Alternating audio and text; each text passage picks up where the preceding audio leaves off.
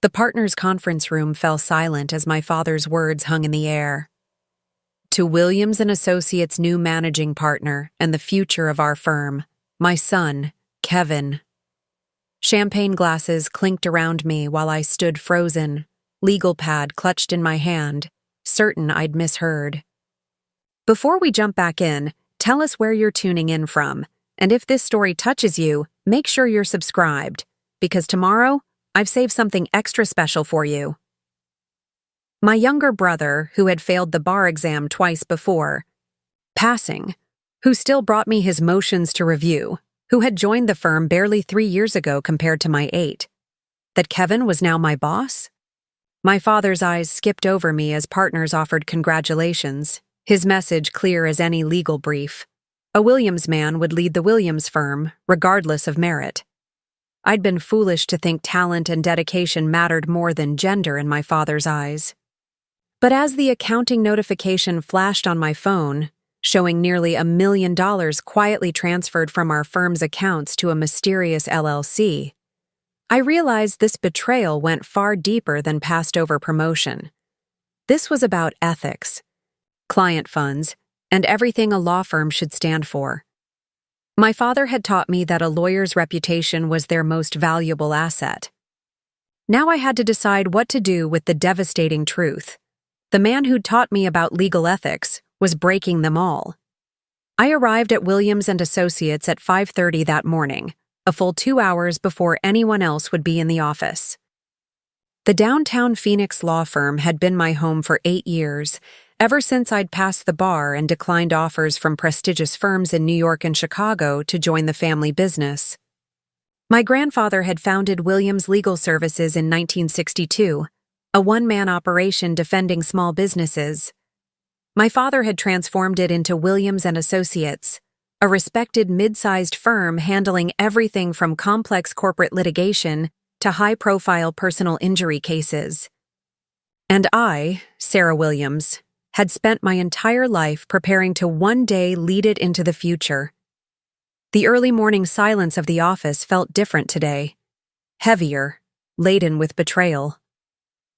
I unlocked my office door and settled behind my desk, surrounded by diplomas and case victories that suddenly felt hollow. Top of my class at Stanford Law, federal clerkship with Judge Hernandez, the Beaumont class action that had saved the firm during the recession and brought in $8 million in fees. None of it had mattered yesterday when my father had announced Kevin as managing partner. I pulled up the accounting notification that had appeared on my phone during the announcement. A transfer of $400,000 from our operating account to Williams, Legacy Holdings LLC, an entity I'd never heard of despite being a named partner in the firm. 2 more notifications appeared when I searched back through records, $250,000 and $175,000 transfers to the same LLC over the past month. My legal training kicked in, pushing personal feelings aside to examine facts. Almost $1 million, quietly moved without partner approval. I checked the signatory, my father's electronic signature on all 3 transfers. A soft knock interrupted my thoughts. Maya Patel, our IT director, peered around my door. "Sarah, you wanted the server logs from last month?" "Yes, come in." I'd texted Maya last night asking for access to review electronic records. "I need to trace some accounting irregularities." Maya set her laptop on my desk, her expression concerned. "I heard about yesterday's announcement. Everyone's shocked. We all assumed you'd be taking over when your father retired." Apparently my father had other plans. I kept my voice neutral despite the knot in my throat. "I need to check something. Else, while you're here, can you pull up the access records for our client trust accounts?" Maya's fingers flew across her keyboard. "Time period?" "Last 6 months." She turned the screen toward me. "There's been unusual activity. Multiple after-hours access points from your father's credentials. Normally, he only reviews trust accounts during monthly reconciliations." I scanned the logs, stomach sinking as I spotted a familiar pattern. Large settlements coming in, followed by unscheduled trust account access, followed by transfers out that didn't match expected disbursement schedules. Maya, I need you to prepare a complete backup of all financial records and communications, segregated from our main server, accessible only with dual authentication from you and me. Her eyes widened slightly, but she nodded. As the firm's head of cybersecurity, she understood the implications of my request.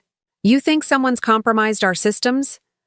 I think I need to verify our financial integrity.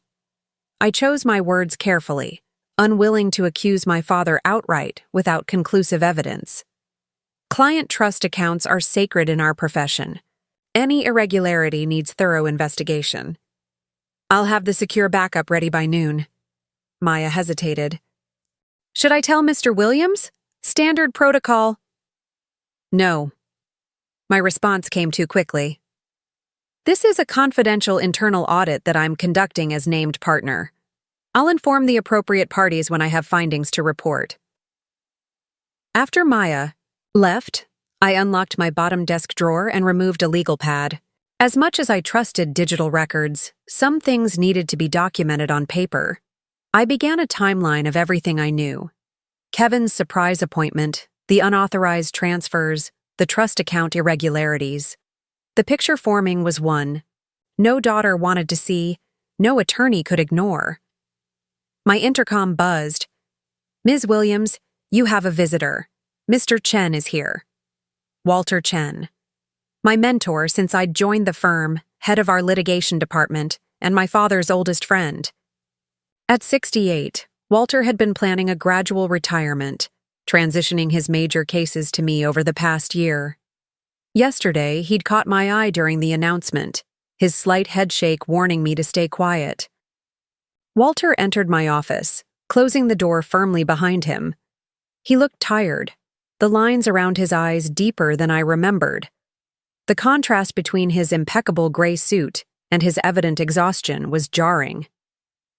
You've been looking at the financial records, he said without preamble. I kept my expression neutral. What makes you say that? Because I've been watching them for months.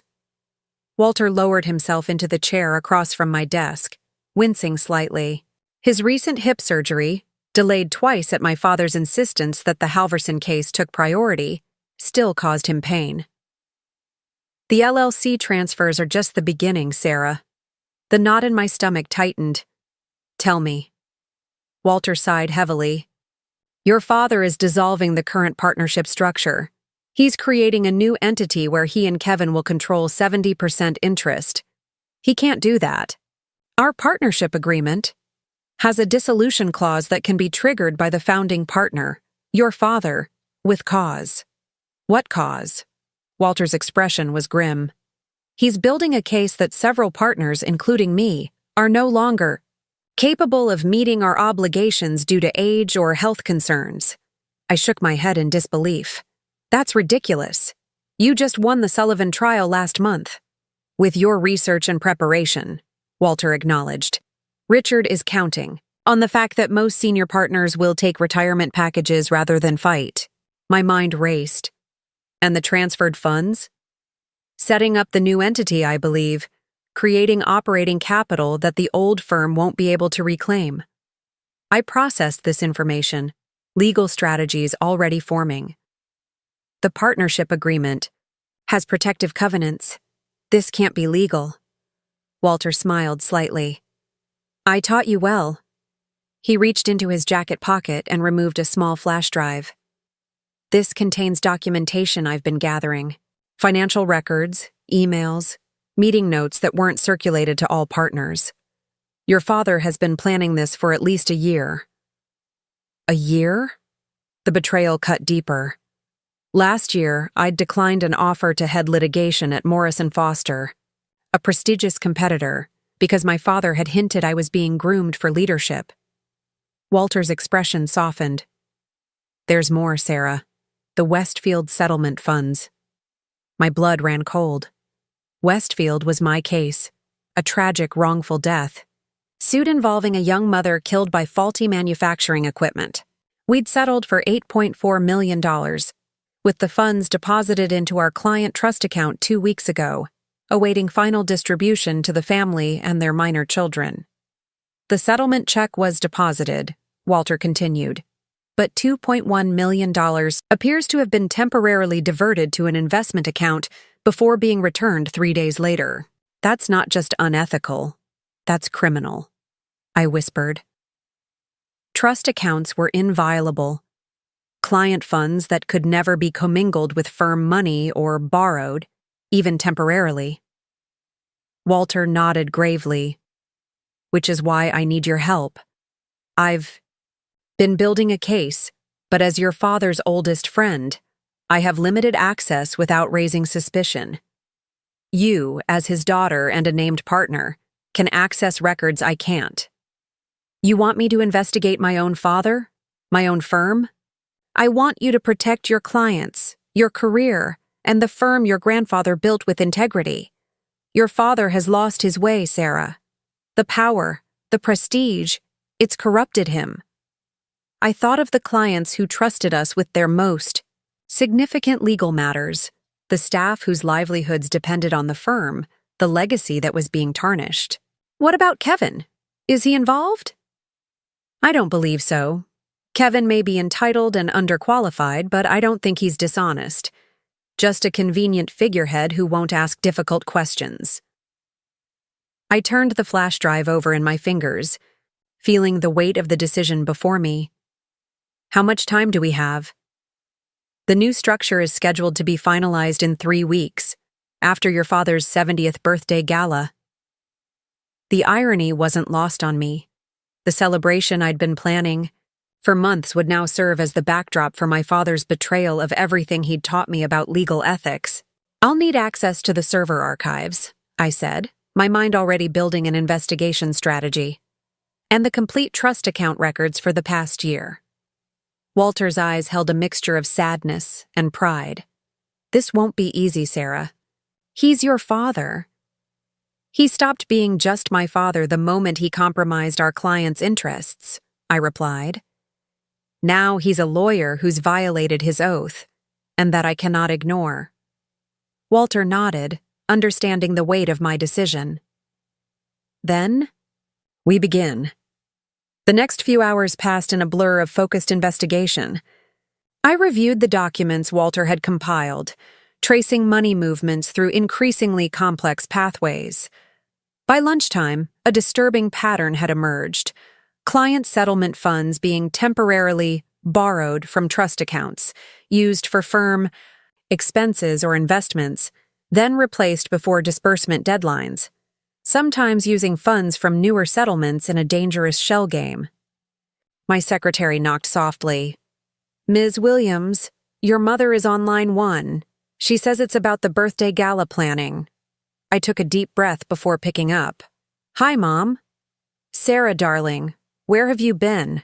I've called you 3 times this morning. Elizabeth Williams' voice carried the crisp authority that had made her one of Phoenix's most formidable charity organizers and social connectors. Preparing and narrating this story took us a lot of time, so if you are enjoying it, subscribe to our channel. It means a lot to us. Now back to the story. The florist needs final approval on the arrangements, and the caterer wants to confirm the champagne selection. I've been in meetings, I said vaguely. Can we discuss this tonight? Tonight is the Hendersons' benefit, which you would know if you checked the family calendar. The disapproval in her voice was familiar. I need answers now, Sarah. Your father's 70th is our most important social event this year. I closed my eyes, wondering how my mother would react to knowing her husband was potentially facing disbarment or even criminal charges. Would she stand by him? Probably. Elizabeth Williams had spent 40 years crafting the image of perfect family and flawless success. Reality that contradicted this narrative simply didn't penetrate her worldview. Whatever the florist suggests is, fine, Mom, and the veuve for champagne. You sound distracted. Is this about Kevin's promotion? Because really, Sarah, you should be grateful. Managing a law firm is hardly compatible with family life, which you should be focusing on at your age. 34 is I have to go. Mom? Client emergency? I hung up before she could launch into her familiar lament about my lack of husband and children, wondering if she'd ever considered that my dedication to the firm had been the primary obstacle to that traditional path. My phone buzzed with a text message from Kevin. Lunch at Morton's? Dad wants to discuss transition plans. I stared at the message, fighting a wave of anger. Kevin, with his mediocre law school record and minimal trial experience, was now privy to high-level strategy discussions I was excluded from. The unfairness burned, but also presented an opportunity. I needed information about my father's plans, and Kevin's natural boastfulness might provide it. Meet you there at 12:30, I replied. Morton's was walking distance from our offices, a power lunch staple for Phoenix's legal and business elite. I arrived to find Kevin already seated at my father's usual corner table, looking out of place in a suit that probably cost more than his monthly salary. He'd ordered a scotch despite the early hour. "There she is," he called out too loudly as I approached. "Dad's stuck on a call with Judge Pearson, but he'll join us soon." I slid into the booth. "Celebrating your promotion?" Kevin grinned, oblivious to my tone. Still can't believe it, honestly. But Dad says the firm needs new energy, fresh ideas. "What kind of fresh ideas do you have, Kevin?" I kept my voice light, conversational. "Modernization, mainly. Dad thinks we're too bogged down in old-school processes." He leaned forward conspiratorially.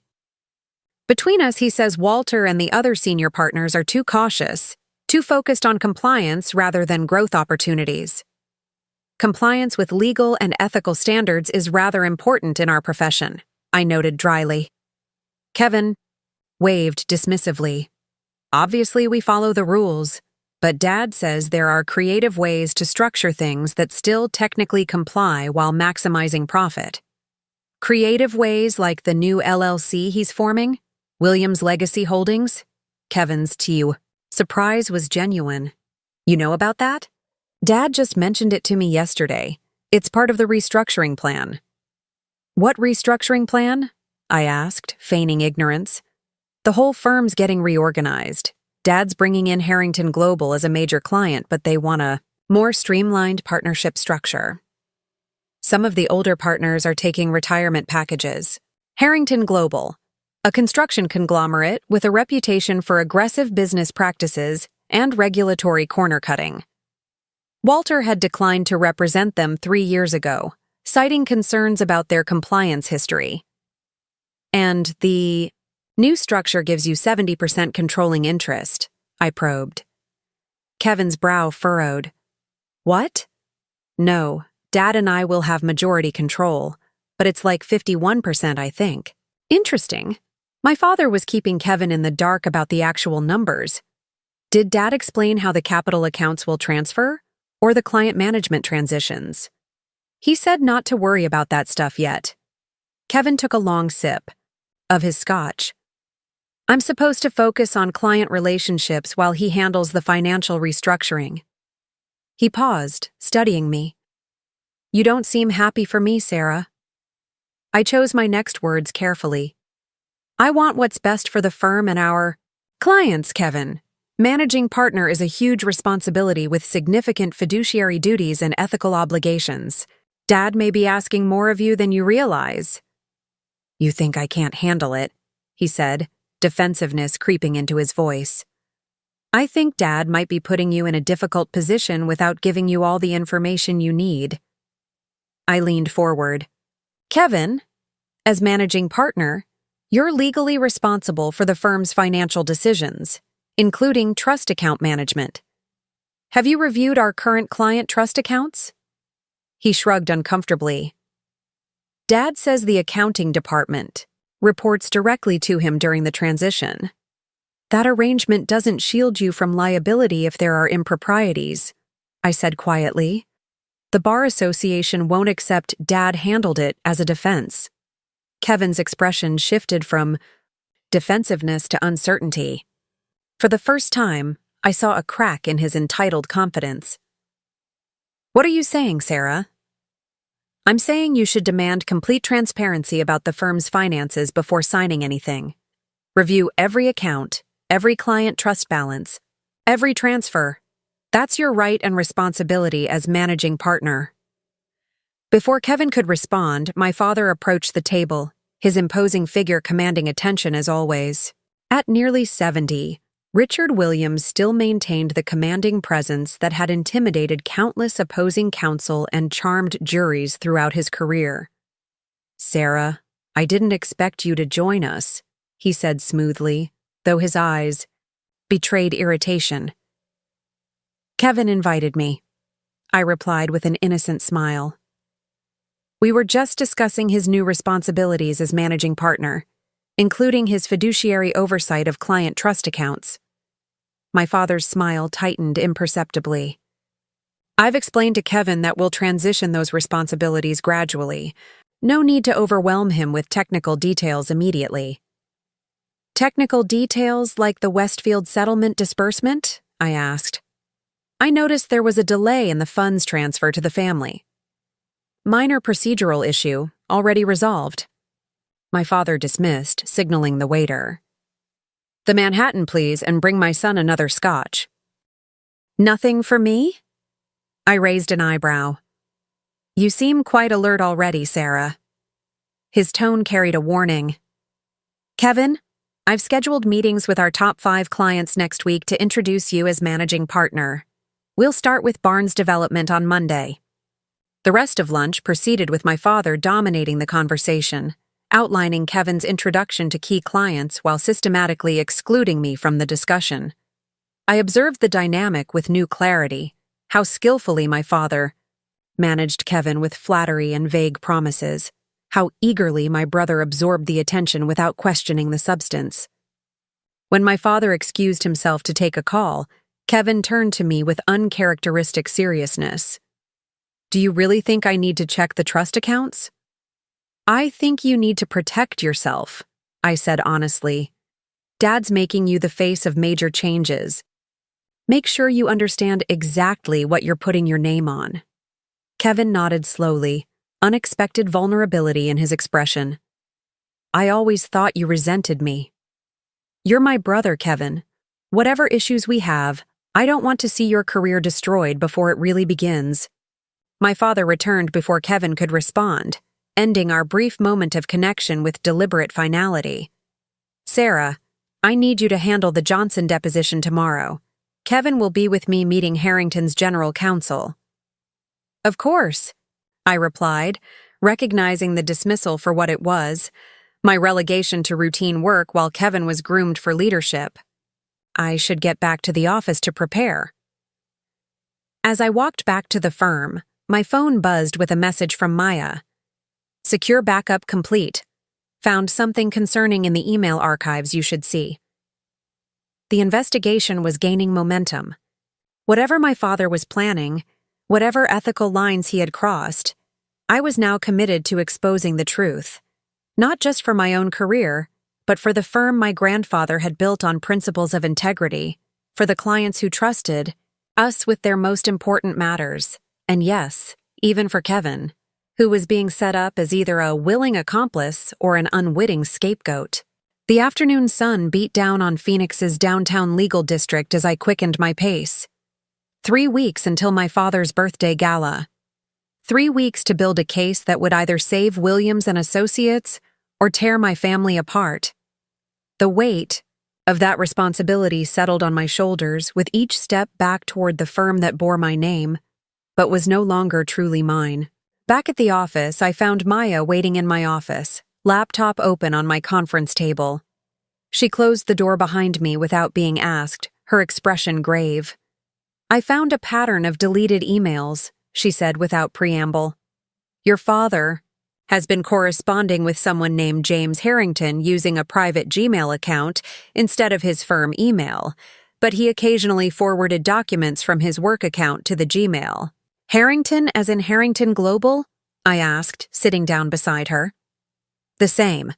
It appears they've been discussing some kind of merger or acquisition for months. The language is deliberately vague, but there are references to consolidating assets and cleaning up legacy obligations before finalizing the deal. I leaned in to review the emails she'd recovered. Does Kevin appear in these communications? Only as a subject, never as a recipient. There's one from 3 months ago where your father writes, Kevin will be positioned as the face of the transition. His appointment will deflect attention from the financial restructuring. The confirmation of my suspicions brought no satisfaction.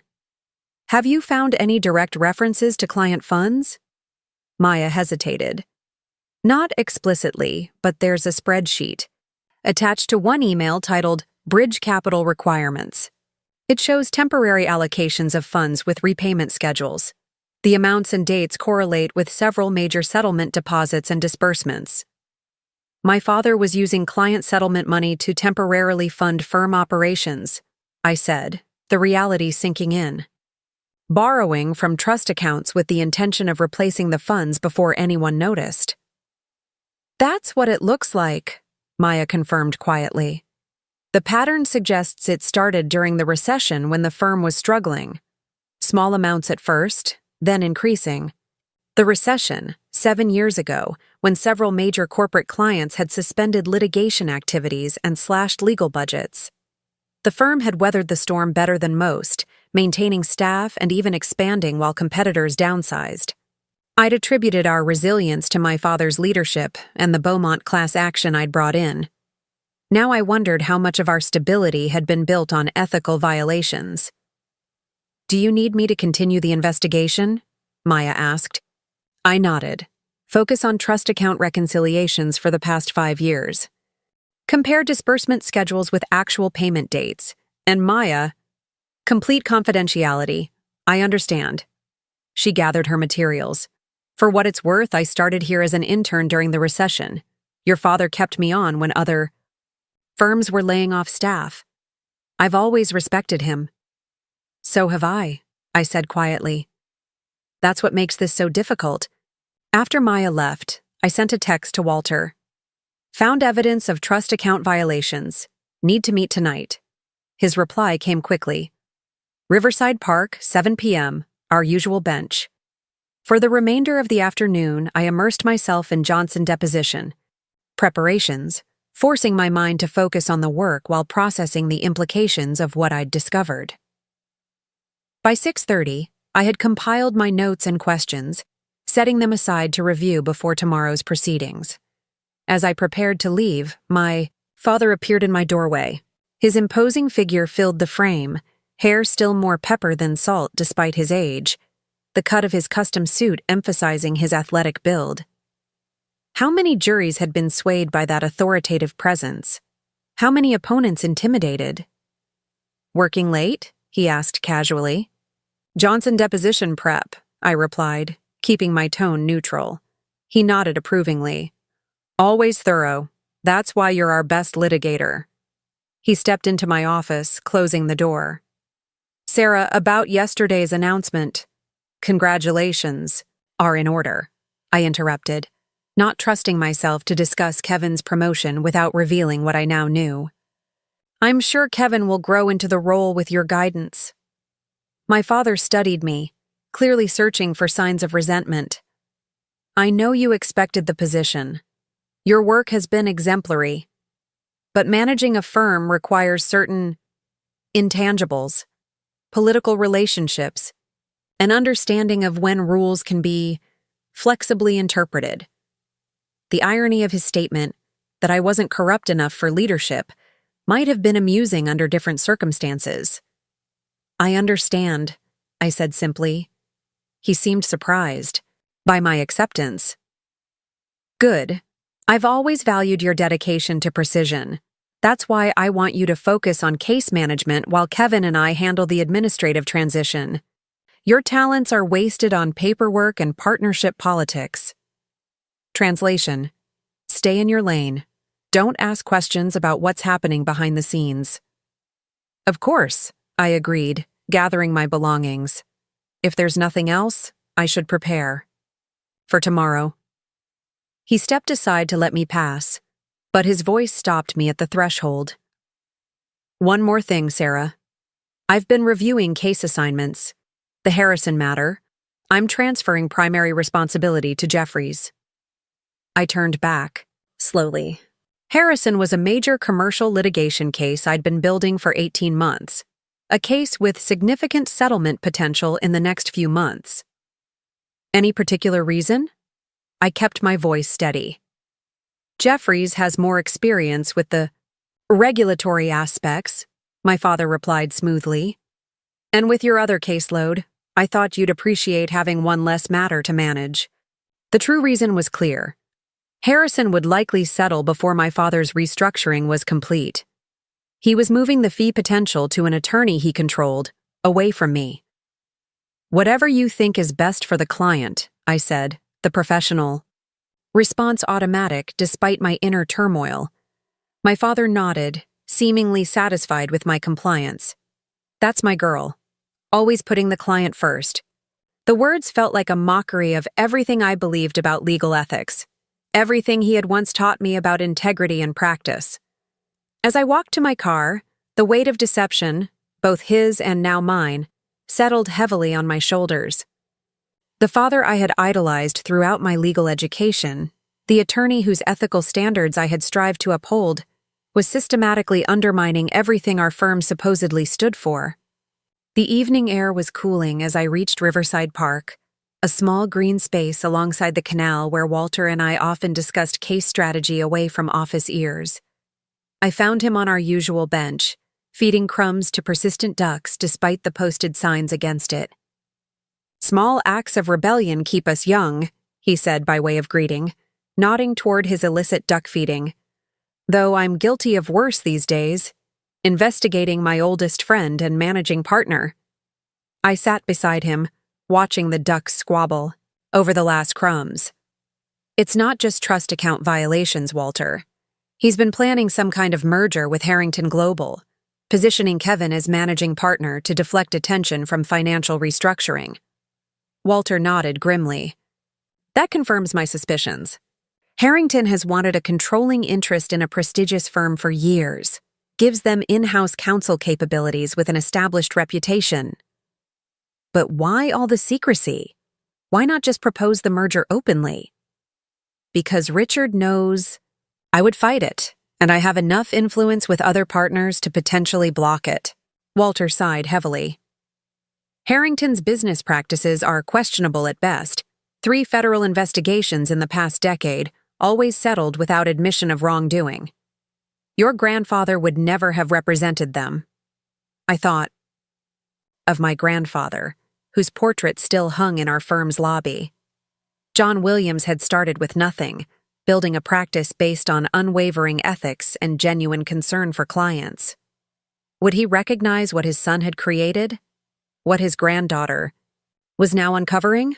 We need to decide our next steps, Walter said, interrupting my thoughts. The evidence is mounting, but still fragmented. Without a complete picture, Richard could explain away individual irregularities. I nodded in agreement. We need internal communications about the Harrington merger, and complete trust account records showing the pattern of misappropriation. The challenge is building our case without tipping him off that we're investigating, Walter cautioned. Richard is nothing if not thorough. If he suspects, he'll accelerate his timeline and destroy evidence. I thought for a moment. The birthday gala is our deadline. He won't want any disruption before his public celebration. We have 3 weeks to document everything and determine our approach. And then? Walter asked softly. The question hung between us as dusk settled over. The park. What would justice look like in this situation? A negotiated resignation, public exposure, bar disciplinary proceedings, criminal charges? Every option felt simultaneously necessary and unbearable. One step at a time, I finally replied. First, we gather irrefutable evidence. Then we determine who else is involved and to what extent. Kevin, my mother, other partners. Only then can we decide how to proceed. Walter nodded, accepting my methodical approach. You're a good attorney, Sarah, better than your father in the ways that truly matter. His words brought unexpected emotion to my throat. In the midst of professional betrayal and family deception, this simple affirmation of my worth, from the mentor who had shaped my legal career, meant more than I could express. As we parted ways, the weight of what lay ahead settled fully upon me. I was investigating my own father for ethical violations that could end his career and destroy our family. The firm that bore my name, that I had dedicated my life to building, was compromised at its very foundation. And somewhere in this tangled web of deception was my brother, either a willing participant or an unwitting pawn in our father's schemes. Tomorrow would bring the Johnson deposition, partnership meetings, and the continued facade of business as usual. But beneath the surface, everything had changed.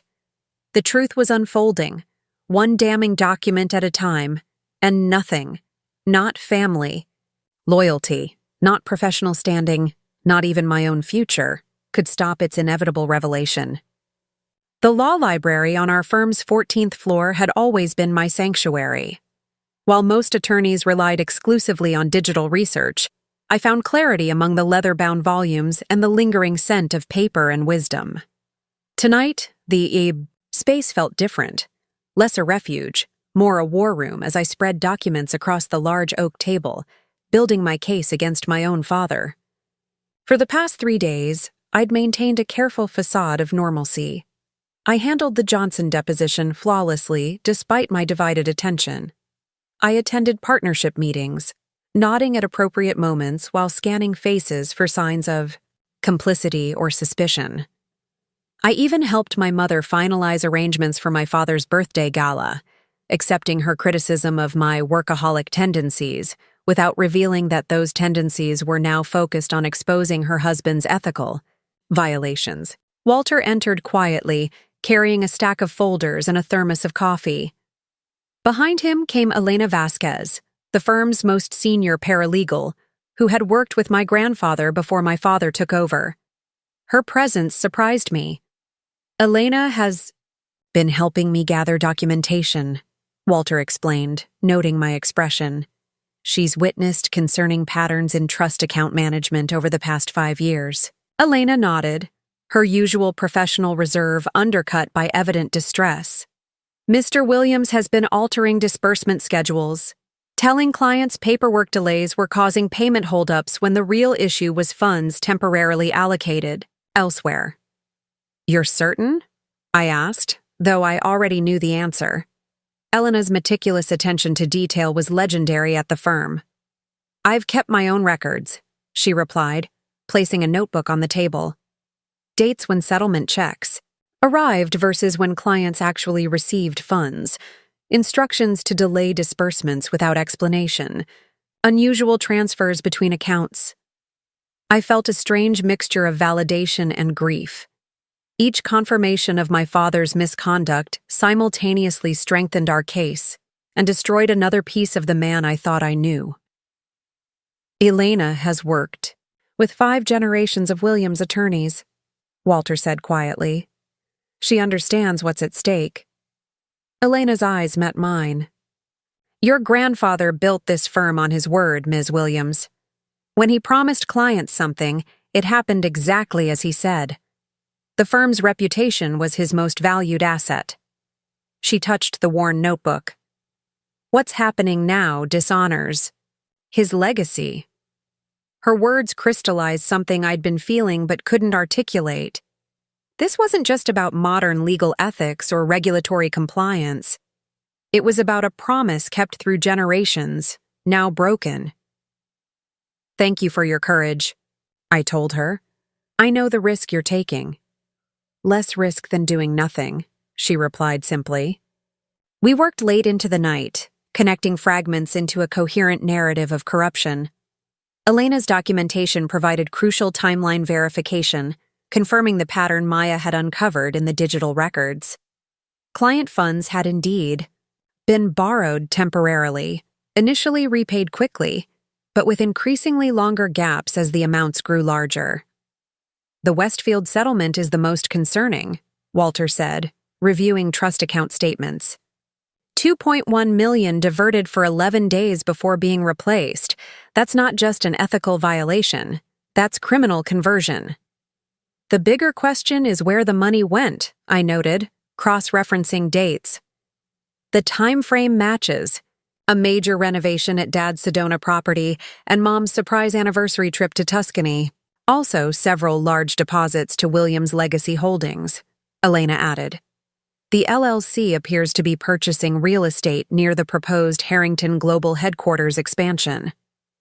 The implication was clear. My father was using misappropriated client funds to position himself for the Harrington merger, betting that temporary diversions would go unnoticed if he replaced the money before final disbursements. We need to verify the Harrington connection, I said, gathering the scattered documents into organized piles. The merger seems to be the endgame, but we need more than speculation. Walter nodded. I have a contact at the Corporate Commission who might help trace the LLC ownership structure. I'll reach out tomorrow. As we prepared to leave, Elena hesitated. Ms. Williams, there's something else you should know. Your brother came to the accounting department yesterday asking to review trust account records. This caught me by surprise. Kevin did? On his own initiative? He said he needed to understand all aspects of the firm's operations as incoming managing partner. Elena's expression remained neutral, but I detected a hint of approval. Ms. Chang in accounting gave him access to the current statements, but not historical records. I thought of our conversation at lunch, my warning about his responsibility as managing partner. Perhaps Kevin wasn't entirely the oblivious figurehead my father intended. That's interesting, I said carefully. Let's keep monitoring that situation. After Walter and Elena left, I remained in the library, contemplating our next steps. The evidence was mounting, but still fragmented. We needed internal communications about the Harrington merger, documentation of the decision to elevate Kevin, and the complete restructuring plan my father was implementing. My phone chimed with a text from my mother. Finalized menu for your father's birthday. Need you to confirm wine selection by tomorrow. Also, wear the blue Armani for the Henderson benefit tomorrow night. Photos for the society page. The mundane message felt surreal against the backdrop of what I'd discovered. Elizabeth Williams was orchestrating social appearances while her husband diverted client funds to finance their lifestyle. Was she complicit? Or simply willfully ignorant of anything that would disrupt her carefully cultivated image? I texted back a bland confirmation, then gathered my materials into a secure file box Walter had provided, one that would remain in the library safe rather than my office where my father might discover it. The elevator descended to the parking garage, empty at this late hour except for a few cars belonging to associates working through the night. As the doors opened, I was startled to find Kevin waiting, his normally perfect appearance disheveled, tie loosened, and hair uncharacteristically rumpled. "Been looking for you," he said, stepping into the elevator before I could exit. "We need to talk." I maintained my composure despite my racing heart. "It's late, Kevin. Can it wait until tomorrow?" "No." He jabbed the button for the lobby. "Not here. Too many ears." His uncharacteristic terseness alarmed me. Had my father discovered our investigation? Was Kevin here as his messenger? We rode in silence to the lobby, then walked through the deserted space to the plaza outside. Phoenix nights remained warm even in autumn, the air still holding the day's heat as we found a bench near the decorative fountain that fronted our building. Kevin paced before me, hands jammed in his pockets. "I checked the trust accounts like you suggested." I kept my expression neutral. And there are irregularities I can't explain." He stopped pacing to face me. "Settlement funds that should be there aren't. Or they appear and disappear. Or the amounts don't match what they should be based on the settlement agreements." "What did Dad say when you asked him about it?" Kevin's laugh held no humor. "That's the thing. I haven't asked him yet. Because the more I looked, the more I found, and I'm not sure I want to hear his explanation. He ran a hand through his hair, further disarranging it. Sarah, if these discrepancies mean what I think they mean, we're in serious trouble. We? I raised an eyebrow. Yes, we. His voice rose in frustration. I'm managing partner now, remember? If there are financial improprieties happening under my watch, I'm responsible. The Bar Association won't care that Dad assured me everything was fine. I studied my brother's face, seeing genuine fear beneath his usual bravado. In his own way, Kevin was as much a victim of our father's manipulations as I was, elevated to a position he wasn't ready for, potentially to serve as a scapegoat if the scheme collapsed. What do you want from me, Kevin? He sat beside me, deflating slightly. Help me understand what's happening. You've always been better at the details, at seeing patterns. If something's wrong with our firm, I need to know. The sincerity in his voice was unfamiliar. Kevin and I had always had a complicated relationship, the favored son and the overlooked daughter, competing for our father's approval in different arenas. His natural charm and social ease contrasted with my analytical focus and work ethic. We'd never been allies. Until now, perhaps. I've noticed irregularities too, I admitted carefully. I've been looking into them. What have you found? His eyes, so like our father's, held uncharacteristic vulnerability. I weighed my options. Bringing Kevin into our investigation carried risks. He might report back to our father. He might refuse to believe the extent of the violations. Or he might panic and make impulsive decisions that compromised our evidence gathering. But excluding him meant missing an opportunity to have the firm's newly named managing partner supporting our efforts, a powerful ally if he truly wanted to address the problems. It's complicated, I said finally, and not something we should discuss here. Meet me at the Capitol Grill tomorrow for lunch. Noon. We'll talk then. Kevin nodded, visibly relieved to have a plan. I'll be there. He stood to leave, then hesitated. Sarah, why didn't you tell me you were investigating this already? Would you have believed me 3 days ago? I asked honestly. Or would you have assumed I was just jealous of your promotion? His silence was answer enough. Tomorrow, Kevin. Bring copies of anything concerning you've found. I watched him walk away, his normally confident stride subdued. Once he was gone, I called Walter despite the late hour. Kevin approached me. He's found the trust account issues on his own. Can he be trusted? Walter's concern was evident. I'm not sure, I admitted. But he's scared, and that might make him an ally. I'm meeting him tomorrow to feel out his position. Be careful, Sarah. Your father has influenced Kevin his entire life. Blood and loyalty run deep. After we hung up, I sat by the fountain for a long time, watching the play of light on water. My father had taught me that the law was about justice. That ethical practice was non-negotiable. Had he believed it then? When had principles become flexible, rules become suggestions, client funds become temporarily available resources? And more disturbing, if I hadn't been passed over for managing partner, would I have discovered these violations? Or would I have been gradually drawn into the same compromises, the same ethical flexibility, until I too could justify temporary reallocation of funds that weren't mine? Morning came too quickly after a restless night.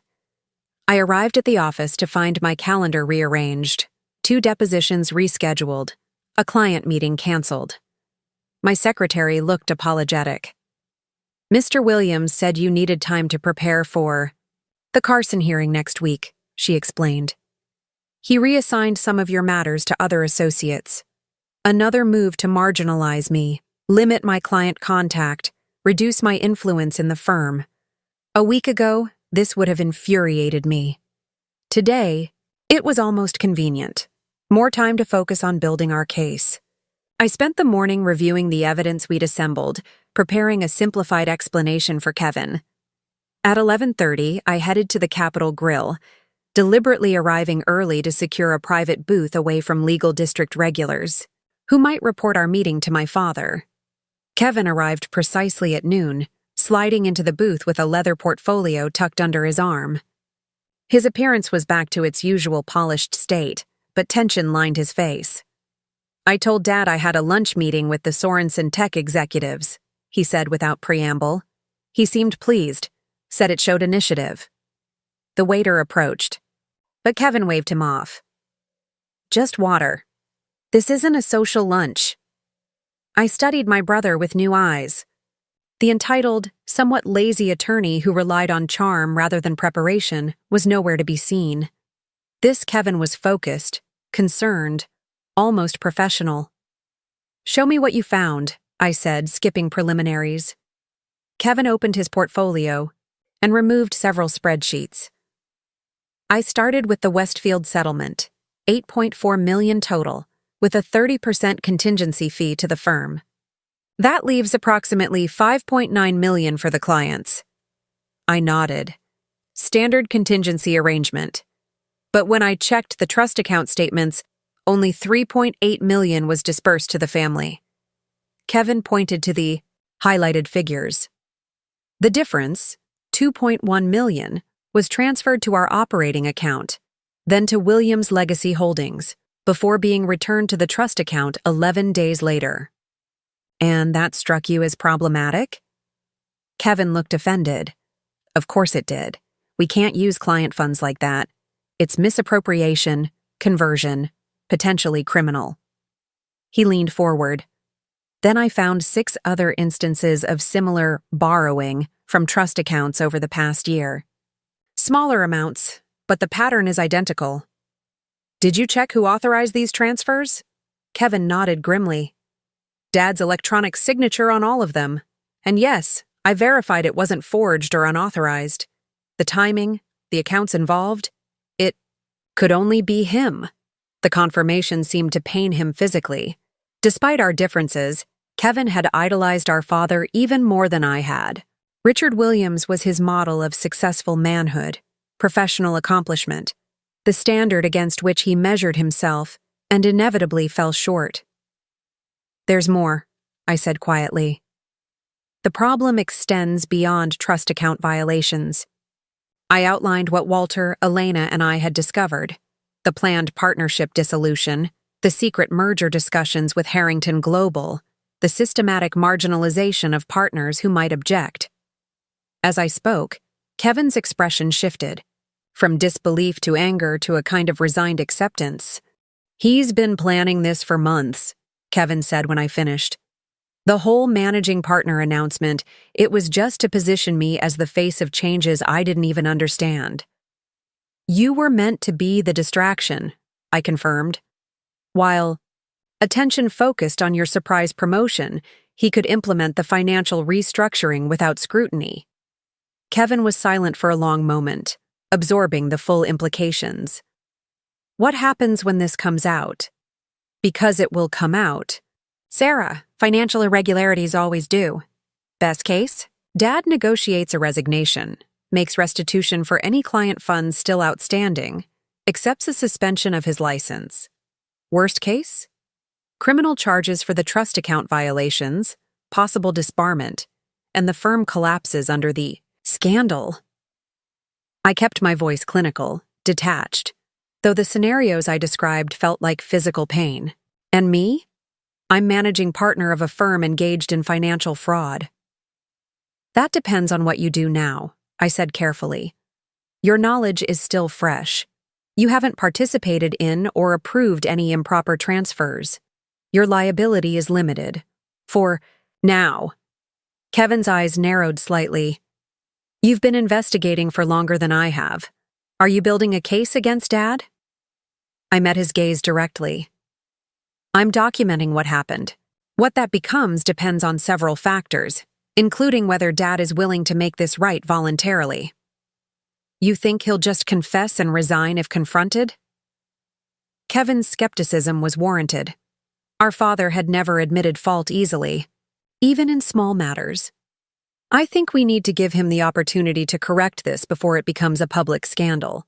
For the firm's sake, for our clients, and yes, for our family, Kevin absorbed this, weighing options and consequences in a way I'd rarely seen him do.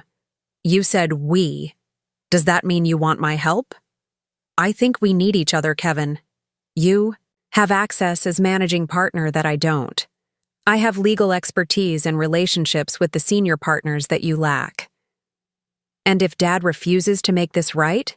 If he denies everything or tries to cover it up further?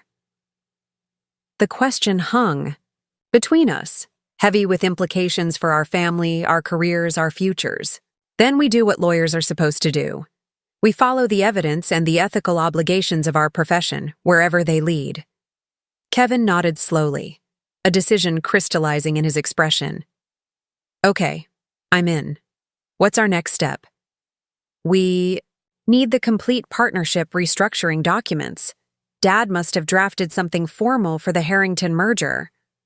He keeps sensitive documents in his home office, Kevin noted.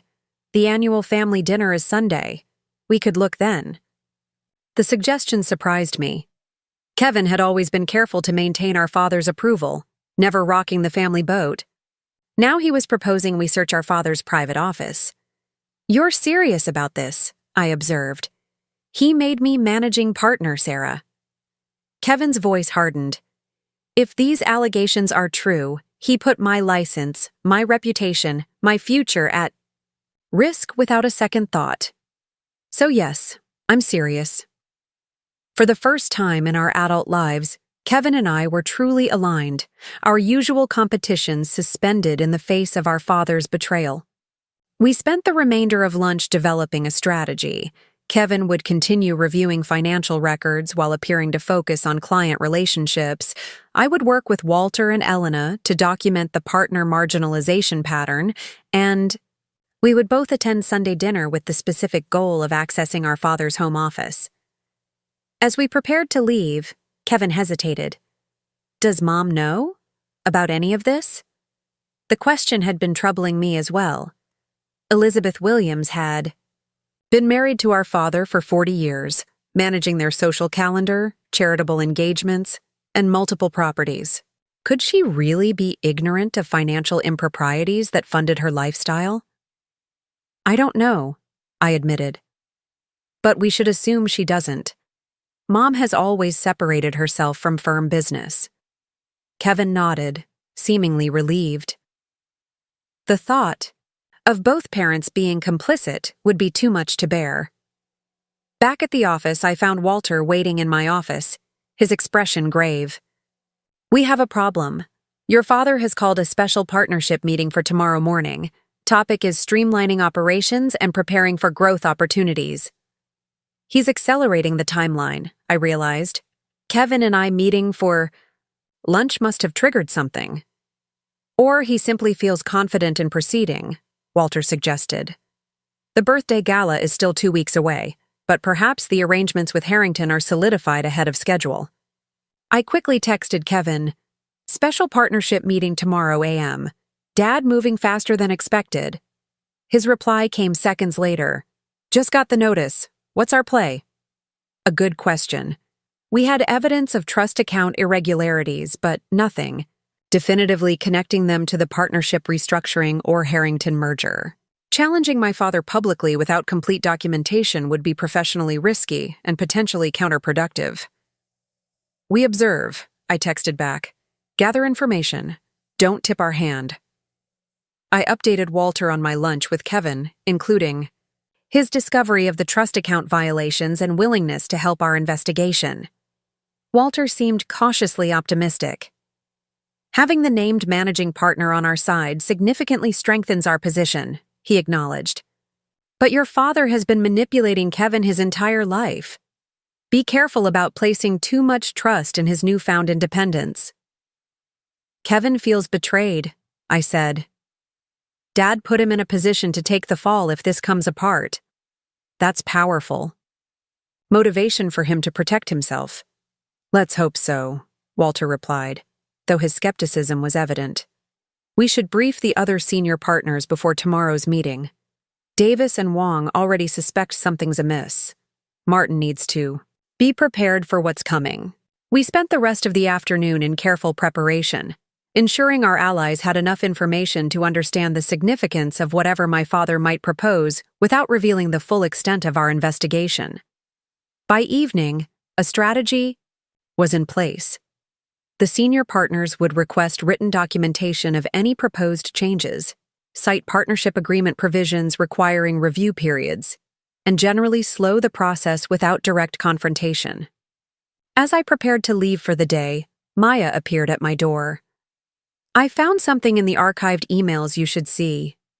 She placed her laptop on my desk, displaying an email thread between my father and James Harrington dated 6 months earlier. "The proposed structure gives us controlling interest while maintaining the Williams name and reputation," Harrington had written. "Key is removing the old guard partners without triggering constructive termination claims. Your suggestion to elevate Kevin creates the perfect distraction while we implement the financial integration." My father's response was equally damning. "Senior partners expect Sarah to take over, based on her case record and client relationships. Naming Kevin will create the disruption we need. Transition can be completed by year-end, with partnership. Dissolution using the incapacity provisions for Chen, Davies, and Morris." The blatant manipulation burned like physical pain. I'd been right about being passed over as a distraction tactic, but seeing it confirmed in my father's own words was devastating. And the casual dismissal of Walter and other senior partners as conveniently incapacitated revealed a callousness I wouldn't have believed possible from the man who'd taught me professional ethics. "There's more," Maya said quietly, scrolling to another email. "This one's from 2 weeks ago. All preparations complete for announcement," my father had written. "Current partnership structure dissolves effectively with 70-30 control in new entity. Trust account repayments will be complete within 10 days of closing, eliminating any potential regulatory issues." This was the final confirmation. My father was fully aware that the trust account borrowing violated regulations and was rushing to cover his tracks before the merger was finalized. "We need copies of everything," I told Maya. "Full email threads, metadata, confirmation these haven't been altered." "Already done," she assured me. "I've created authenticated copies with digital signatures verifying their integrity. They'll stand up to any challenge." I thanked her, once again grateful for the network of competent professionals throughout the firm who valued integrity over loyalty to a single partner, even the founding one. After Maya left, I sat alone in my office, absorbing the implications of what we'd discovered. The evidence was now comprehensive and damning. My father had systematically violated client trust, manipulated the partnership structure, positioned my brother as an unwitting scapegoat, and derailed my career as collateral damage in his scheme. The ethical path forward was clear but agonizing. This level of misconduct required reporting to the state bar, potential criminal referral, and certainly removal of my father from any position of authority in the firm. The personal cost would be enormous. My family would be fractured, perhaps beyond repair. The firm that bore our name would be forever tainted by scandal. Everything I'd worked for, everything I'd believed about my father and our professional legacy was at risk. My phone buzzed with a text from my mother. "Don't forget the Henderson benefit tonight. Arrive by 7. Your father is receiving the Distinguished Service Award." The irony was almost unbearable. Richard Williams, about to be honored for distinguished service to the legal profession, while systematically undermining its core ethical principles. Elizabeth Williams, orchestrating the perfect social appearance while the professional foundation was crumbling. I texted back that I'd be there, knowing that maintaining normalcy was crucial until we were fully prepared to act. 3 days until the family dinner where Kevin and I planned to search our father's home office. 1 day until the special partnership meeting where my father would try to accelerate his plans. The timeline was compressing, events moving faster than anticipated. I gathered my materials, secured the evidence in our confidential file, and prepared to go home and change for the benefit. As I locked my office door, I noticed my father watching from the end of the hallway, his expression unreadable. Had he seen Maya leaving? Did he suspect our investigation? Or was he simply observing the daughter who had disappointed him by questioning the transfer of Harrison case? We maintained eye contact for a long moment before he nodded slightly and turned away. In that brief exchange, something fundamental shifted. The mutual respect, the professional admiration, the familial bond, all were replaced by something colder and more adversarial. We were no longer father and daughter, mentor and protege. We were opposing counsel in a case with stakes higher than any courtroom battle we'd ever fought. I straightened my shoulders and walked toward the elevator, preparing myself for the evening's charade. The Hendersons' benefit would be filled with judges, attorneys, and community leaders, all there to honor Richard Williams for his contributions to the profession he was privately undermining. I would smile, make small talk, applaud my father's acceptance speech, and appear every inch the proud daughter. And all the while, I would be calculating our next moves in the case against him, weighing evidence and strategy as methodically, as he'd taught me to do throughout my legal education. The skills he'd instilled were now being turned against him, perhaps the most fitting consequence of all for a man who had placed expediency above the principles he claimed to uphold. The elevator doors closed, carrying me down to the parking garage and toward a confrontation that would redefine our family, our firm, and my own understanding of justice. The law library that had been my sanctuary was now a war room. My mentor was now my co-counsel against my own father. My brother was now an unexpected ally rather than a rival. Nothing was as it had been a week ago, and nothing would ever be the same again. The Henderson benefit unfolded like a scene from a play where I alone possessed the real script. The Phoenician Resort's grand ballroom glittered with the city's elite, judges in formal attire instead of robes, attorneys who typically battled in court now exchanging pleasantries over champagne, civic leaders and wealthy donors gathered to honor excellence in the legal profession. My father worked the room masterfully, his confident smile never wavering as he accepted congratulations for both his award and Kevin's recent promotion. I maintained my assigned role, smiling at appropriate moments, engaging in meaningless small talk about caseloads and court calendars while my mind cataloged evidence of trust account violations. When Judge Ramirez asked about the Harrison case, I smoothly explained the strategic reassignment without revealing that my father had stripped me of the matter to control its potential settlement funds. When the managing partner of Morris and Foster mentioned their previous interest in recruiting me, I deflected with practiced grace, never hinting that accepting their offer might have spared me the current moral crisis. "There's my girl!" My father's voice interrupted my conversation with the mayor's wife.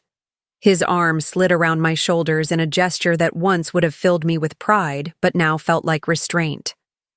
"Sarah's our secret weapon in the courtroom. Juries can't resist her combination of meticulous preparation and natural empathy." The praise, so similar to what he'd offered countless times at similar events, now carried an undertone I couldn't miss, a public reinforcement of my value as a litigator while systematically diminishing my leadership potential behind closed doors. "You're too kind, Dad," I replied, matching his practiced warmth. I learned from the master. His eyes met mine, searching for signs of the resentment he must expect after Kevin's promotion. I maintained a perfect mask of daughterly admiration, wondering if he detected the double meaning in my words. I had indeed learned from the master, not just trial skills and client management, but now the recognition of calculated manipulation and ethical compromise. "Richard, they're ready for the presentation," a committee member interrupted, leading my father toward the stage where the Distinguished Service Award awaited. My mother appeared at my side, resplendent in designer silk, diamond earrings catching the light with each precise movement of her head. "Stand straighter, Sarah. The Carmichael sister is photographing for the society page." I adjusted my posture automatically, years of such corrections creating muscle memory that operated independently of my thoughts. "The turnout is impressive. Of course it is. Your father is being honored after 30 years of building the most respected firm in Arizona. Her pride was genuine, if narrowly focused on external validation rather than the substance beneath it. Though I must say, you could have chosen a more flattering style. That neckline does nothing for your collarbone. I tuned out her continued critique of my appearance, familiar territory that no longer carried the sting it once had. My attention was on Kevin, who stood near the bar engaged in what appeared to be intense conversation with Walter. Their body language suggested disagreement. Walter's brow furrowed as Kevin gestured emphatically. "What is your brother doing talking to Walter instead of the Harrington executives?" my mother asked, following my gaze. "Your father specifically asked him to cultivate that relationship tonight." "Perhaps he's discussing a case," I suggested, though I suspected their conversation centered on tomorrow's partnership meeting. "I should check if everything's all right." Before she could object, I moved across the room, navigating through clusters of Phoenix's legal aristocracy. As I approached, Walter noticed me and adjusted his posture, his expression clearing. "Sarah." Kevin greeted me with forced casualness. Walter was just sharing an interesting perspective on partnership structures. "A purely academic discussion," Walter added smoothly, comparing governance models across different-sized firms. I understood their caution. The ballroom offered too many eyes and ears for genuine conversation about our investigation. Fascinating topic. Perhaps we could continue it tomorrow after the partnership meeting. Kevin nodded, the slight tension in his jaw belying his relaxed demeanor. "Absolutely. I should circulate. Dad mentioned wanting me to connect with the Harrington team." As he moved away, Walter leaned closer. "Your brother seems genuinely concerned about the restructuring implications, but he's hesitant about confronting your father directly." "He needs more time," I murmured. "This is all very new to him." "Time may be a luxury we don't have. I've heard rumors that the Harrington merger documentation is being prepared for signature next week, well before your father's birthday celebration." This acceleration was concerning. Were we losing the window for controlled intervention? "What's driving the rush?" "That's what troubles me," Walter admitted. "Sudden urgency usually indicates external pressure. I'm wondering if there are financial problems at Harrington we don't know about, making this merger time-sensitive." Before we could explore this further, the lights dimmed and attention turned to the stage where the president of the State Bar Association was introducing my father with glowing praise about integrity, service, and dedication to legal ethics. The irony was almost unbearable.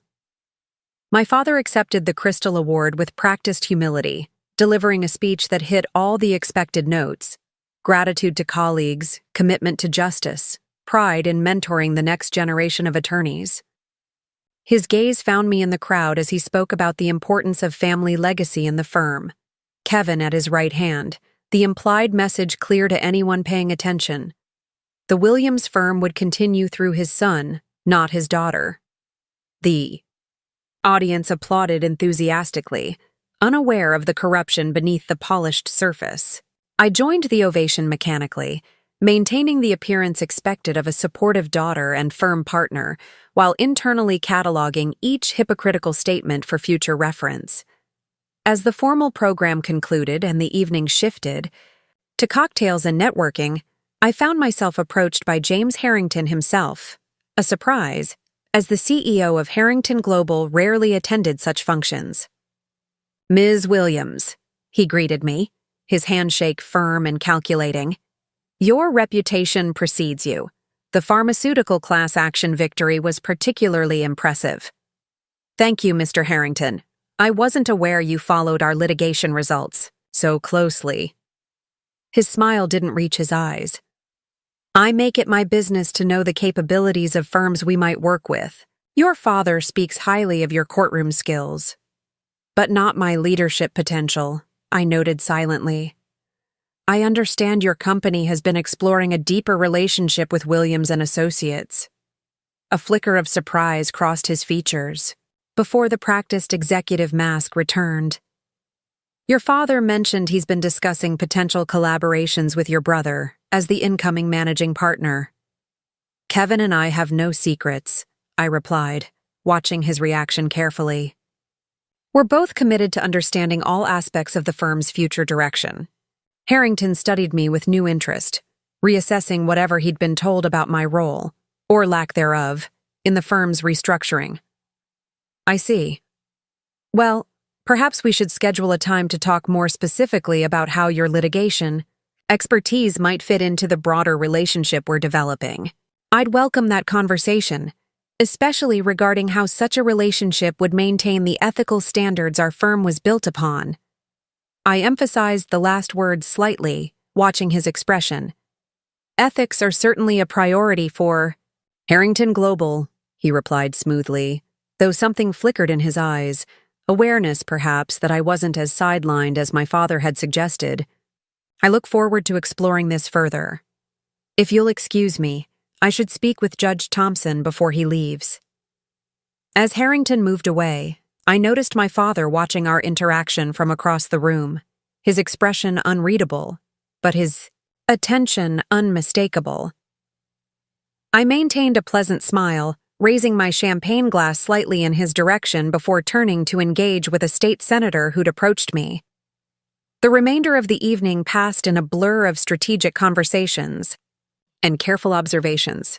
I noted which judges seemed particularly friendly with Harrington executives, which partners appeared to have been briefed on pending changes, which associates were being showcased to potential clients from Harrington's corporate network.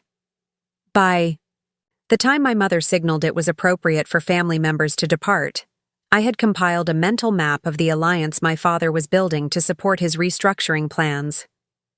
The valet brought my car, and I was about to leave when Kevin appeared beside me. Need a ride? I asked, noting he'd surrendered his keys to the attendant hours earlier. Please, he replied, sliding into the passenger seat. Once we were clear of the resort entrance, his careful composure dissolved. Walter thinks Dad is accelerating the timeline. The partnership meeting tomorrow isn't just informational. He's going to push for preliminary approval of the restructuring. Based on what evidence? Davis overheard Dad on the phone with Harrington after the award presentation. Something about securing partner buy-in ahead of schedule and documentation ready for signatures by Tuesday. Tuesday, 5 days away, more than a week before the birthday gala we'd assumed was the deadline. Did Walter tell the other senior partners? He's calling them tonight. But Sarah, we don't have enough concrete evidence connecting the trust account issues to the restructuring. If Dad presents this as a straightforward strategic merger, most partners will follow his recommendation. Kevin was right. While we had documented trust account violations, we hadn't yet established the direct link to the Harrington merger that would explain my father's urgency and unethical handling of client funds. We need access to Dad's restructuring documents, I said, thinking aloud. The merger agreement details, the new partnership structure, the financial projections. Which means we can't wait until Sunday dinner to search his home office, Kevin concluded. We need those documents before tomorrow's meeting. I glanced at the dashboard clock, 11:30 p.m. The meeting was scheduled for 9 a.m. How do you suggest we get them? Break into the house in the middle of the night? We don't need to break in, Kevin said quietly. I still have a key from when I stayed there last month during my condo renovation. I was momentarily stunned by what he was suggesting. You want to enter our parents' home without permission to search for documents? I want to prevent our father from committing additional ethical violations that could destroy the firm and our careers, Kevin countered. They're at the post-event reception until at least 1 a.m. We'd have time to find what we need. The proposal crossed professional and personal boundaries I'd never imagined breaching. Yet if my father was indeed accelerating the timeline, waiting for proper channels might mean losing our opportunity to intervene before irreversible damage was done. This isn't just about unauthorized entry, I warned. If we take documents, even to copy them, it could be seen as theft. If we access his computer, there could be computer fraud issues. We don't need to take anything, Kevin argued. Just photograph key documents with our phones. And Dad's computer password has been the same for years. Mom's birthday followed by his law school graduation year. I weighed our options as I drove through Phoenix's quiet streets. The ethical attorney in me recoiled at the impropriety. The daughter in me flinched at the violation of family trust. But the professional responsibility to protect clients and the firm from ongoing misconduct ultimately outweighed both concerns. If we do this, I said finally, we document exactly what we examined, when, and why.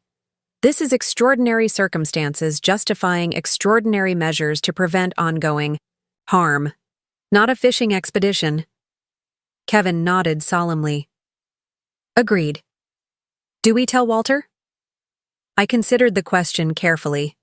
Walter had been my mentor and guide through this investigation, but involving him in potentially unauthorized access to my father's home created additional ethical complexity.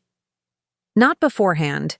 If we find something relevant, we can discuss how to properly bring it into our documentation. 20 minutes later, we turned onto the tree-lined street where I'd grown up. The Williams family home, a sprawling Spanish colonial in the historic district, stood dark except for security lighting. My parents' cars were absent, confirming they were still at the reception. Kevin used his key to disarm the security system and let us in. The familiar entry hall felt different at midnight. The family photos lining the staircase seemed to watch accusingly as we moved quietly toward my father's home office at the rear of the house. The office door was closed but unlocked. Kevin hesitated with his hand on the knob. Are we really doing this? We're preventing further harm to clients and the firm, I reminded him, though my own doubts clawed at the edges of my determination. If we're wrong about what Dad's doing, no. One needs to know we were here.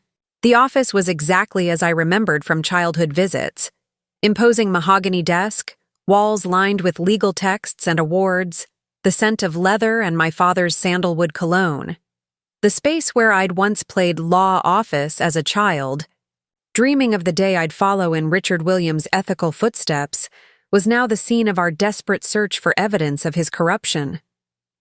Kevin went directly to the desk, trying the drawers. Locked, he muttered, frustration evident. Check the credenza, I suggested, moving to examine the bookshelf where my father often stored active files disguised among legal references. The search proceeded methodically, our legal training evident in how we documented each step with phone photos showing date and timestamps, careful not to disturb the original organization of materials. Behind a row of bound appellate reports, I discovered a portfolio labeled Transition Documents, Confidential. Kevin, I called softly, removing the portfolio and bringing it to the desk. Inside was a gold mine of information, the complete restructuring plan, including a partnership dissolution agreement that confirmed Walter's worst fears. Senior partners would be forced out through triggered incapacity clauses, their equity severely discounted through valuation formulas that wouldn't withstand legal challenge but would likely be accepted to avoid public litigation. A new entity, Williams. Harrington Legal Group, would emerge with Richard and James Harrington controlling 60%, Kevin holding 10%, and remaining equity distributed among junior partners willing to accept the new arrangement. Most damning was a financial summary showing bridge funding moving between accounts to normalize balance sheets before the merger. The amounts and dates matched the trust account violations we'd already documented. He's using client funds to make the firm's finances look better than they are, Kevin said, the reality sinking in. Borrowing from trust accounts to cover operating shortfalls so Harrington doesn't see how much we've struggled since the recession. This explains the urgency, I noted, photographing each page methodically. If Harrington discovers the true financial situation, the merger terms would be far less favorable. Dad needs to complete this before anyone looks too closely at the books. Further search revealed a USB drive labeled HG Merger Final in my father's handwriting. Kevin plugged it into his phone adapter, revealing digital copies of the documents. We'd found plus additional communications between my father and Harrington. "We need to copy these," Kevin said, already forwarding files to his secure email. "Wait," I cautioned, noticing a folder labeled Partner Management. Inside were individual assessments of each partner, including detailed personal information that could be used as leverage if they oppose the restructuring: health issues, financial troubles, family situations, all cataloged as potential pressure points. My own file contained a cold analysis. Sarah, significant flight risk due to leadership ambitions. Too independently minded for seamless integration. With HG culture. Potential whistleblower if trust account irregularities detected. Recommendation: assigned to complex litigation team with autonomy, but no financial oversight. Consider severance package if resistance emerges. Kevin's assessment was equally revealing. Kevin, eager for recognition but limited financial acumen. Controllable through status incentives and title. No risk of detecting accounting irregularities due to disinterest in administrative details. Ideal public face for transition while actual control remains with RW and JH. The clinical dismantling of our professional worth and family loyalty left me momentarily speechless. My father had assessed us as assets and liabilities in a business transaction, not as children or even colleagues. He never intended either of us to have real authority, Kevin said quietly, the hurt evident beneath his anger. I was just a puppet, and you were a potential problem to be managed. Before I could respond, headlights swept across the windows, a car turning into the driveway. We froze, then sprang into action, returning documents to their original locations, wiping surfaces we'd touched, ensuring everything appeared undisturbed. The reception must have ended early, Kevin whispered, checking his watch. 12:40 a.m., far earlier than expected. We slipped out through the rear door that connected to the garden, moving quickly but carefully to avoid external security lights. Once safely in my car parked a block away, we finally exhaled. That was too close, Kevin said, his usual bravado entirely absent. But we got what we needed. I nodded, adrenaline still coursing through my system. We need to analyze these documents before the meeting. The connection between the trust account violations and the merger is now clear, but we still need a strategy for tomorrow. What options do we have? Dad's going to present this restructuring as a done deal. Senior partners will object based on the dissolution terms, and without exposing the trust account issues, we can't explain the real urgency.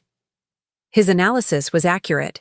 We faced an impossible choice. Remain silent while my father pushed through an unethical deal built on misappropriated client funds, or expose the violations publicly with devastating consequences for the firm and our family. We need a third option, I said, starting the car. Let's meet Walter at the office at 7. We'll bring him and the other senior partners up to speed on what we've found, then develop an intervention strategy that addresses the ethical violations, while potentially salvaging something of the firm. As we drove through the quiet streets, I felt the weight of the documentation secured on our phones. My father had built a respected legal institution on principles he now casually violated. He had raised me to believe in justice while calculating how to control or eliminate me if I became inconvenient. The contradiction between the man who'd taught me legal ethics and the one who systematically undermined them was almost impossible to reconcile. What happens to the firm if this becomes public? Kevin asked, breaking the silence. If Dad's ethical violations are reported to the bar? Best case? Dad resigns, makes restitution for any remaining trust account deficiencies, accepts suspension of his license. The firm rebrands and continues under new leadership. I outlined the scenario clinically, though the personal implications remained devastating. And worst case? Criminal charges for trust account violations. The firm collapses as clients flee and partners scatter to competitor firms. The Williams name becomes synonymous with legal scandal rather than excellence. Kevin absorbed this grim assessment. And us? What happens to our careers? I hadn't allowed myself to fully consider the personal consequences of exposing my father's misconduct. My legal reputation was built within Williams and Associates. My professional identity was inextricably linked to the firm my grandfather had founded.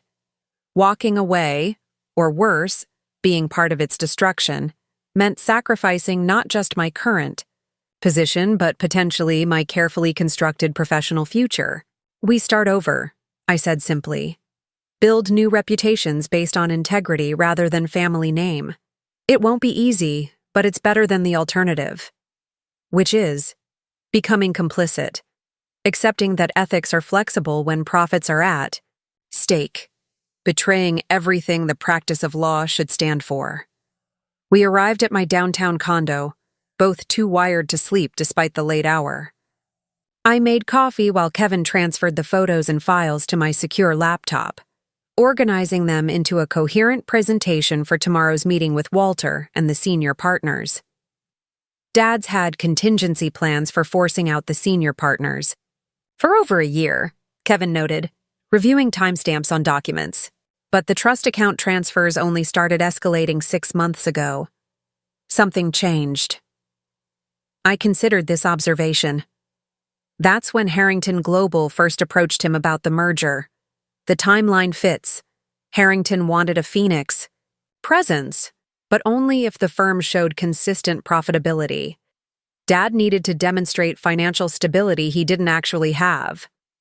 So he borrowed from client funds temporarily, planning to replace them before anyone noticed, Kevin concluded, probably thinking the merger would solve all the cash flow problems.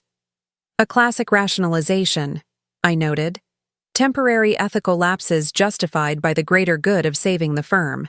The problem is, once that line is crossed, it becomes easier to cross it again with larger amounts and longer durations. We worked through the night, analyzing documents, connecting timelines, preparing for all possible scenarios at the partnership meeting. By 6 a.m., we had a comprehensive presentation ready for Walter and the senior partners, including evidence of trust account violations, copies of the restructuring documents, and a proposed intervention strategy that might allow the firm to survive the inevitable fallout. As dawn broke over Phoenix, painting the sky in shades of orange and gold beyond my condo windows, Kevin rubbed his tired eyes. Do you remember when we were kids, how Dad used to tell us that a lawyer's reputation was their most valuable asset? I nodded, the memory bittersweet. He said once it was damaged, no courtroom victory could restore it.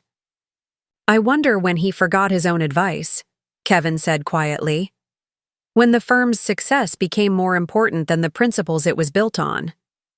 It was the most insightful observation I'd ever heard from my brother, suggesting a depth of understanding I hadn't previously credited him with.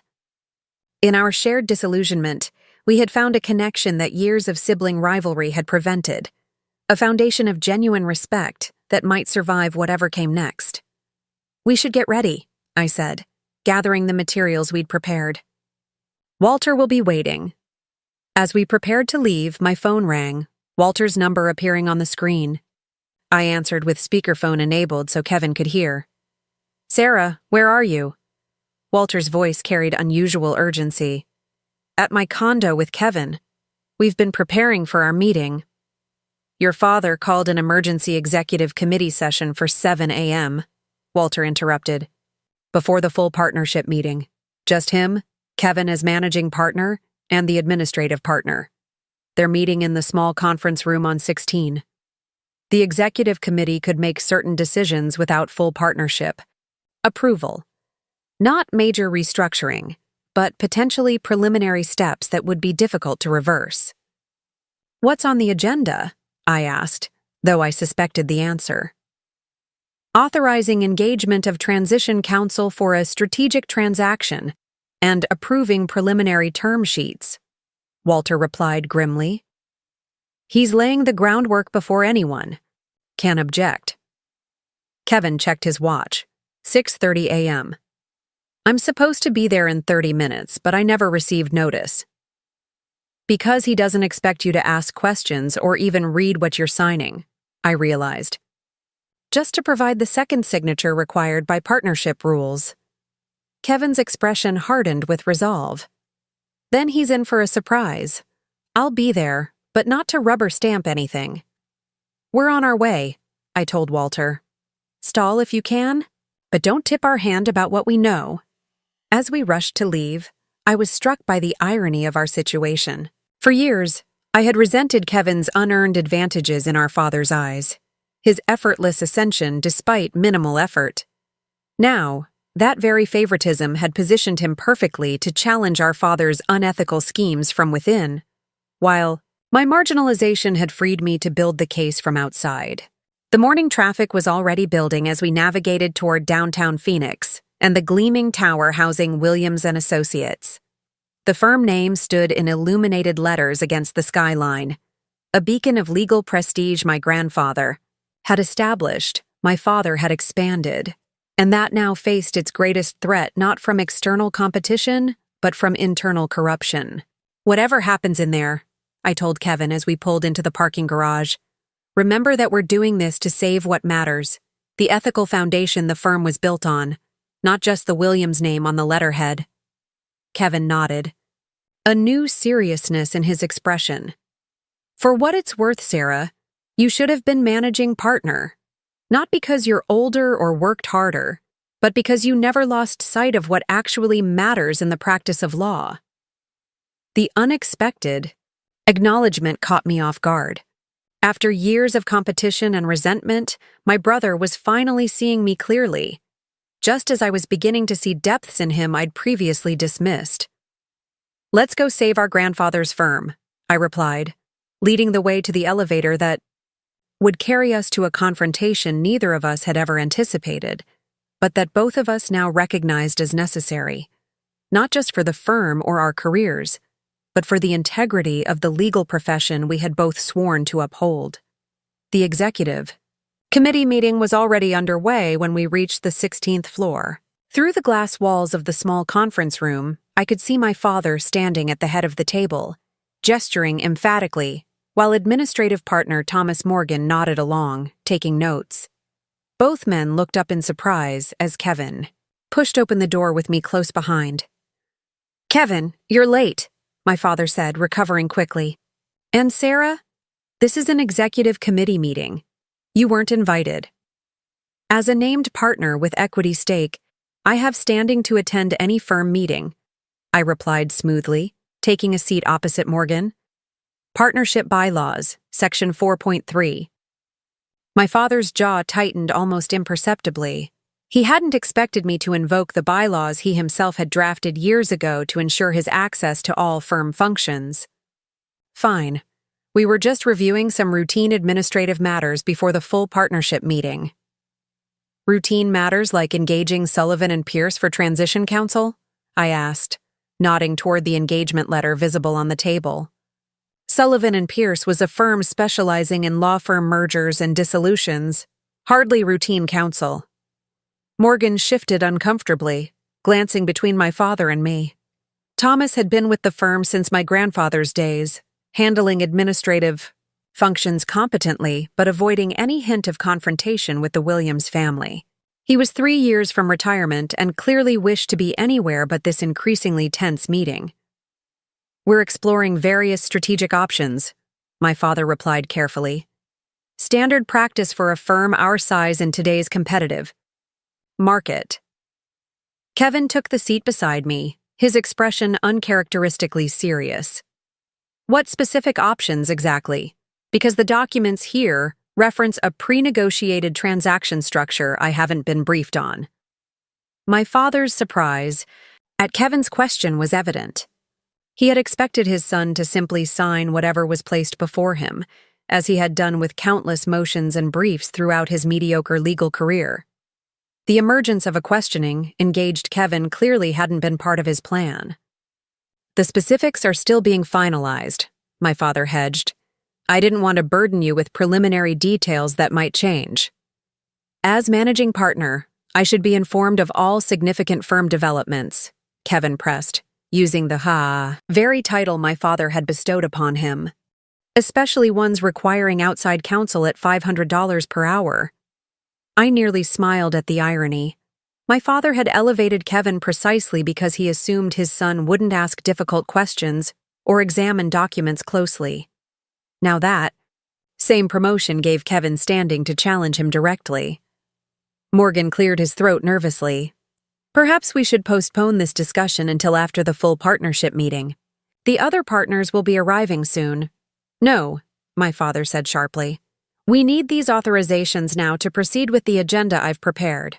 He slid documents across the table toward Kevin.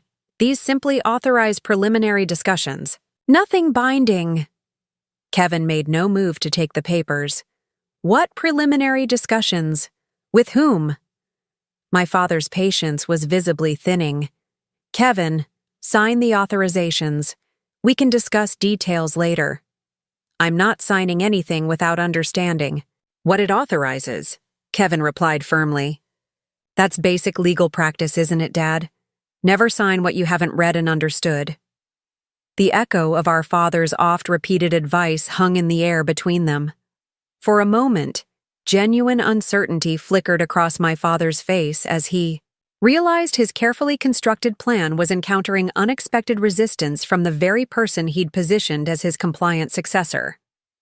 This is about a potential strategic alignment with Harrington Global's legal department, he finally admitted. A merger that would significantly expand our corporate practice and secure our firm's future.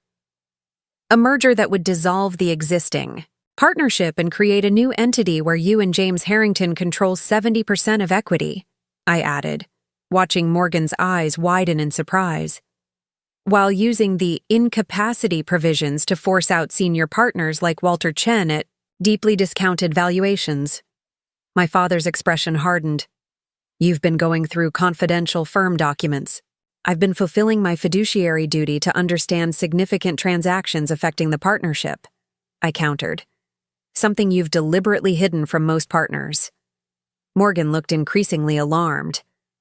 Richard, is this true? Are you planning to invoke the incapacity provisions against Walter? He just won the Sullivan case last month.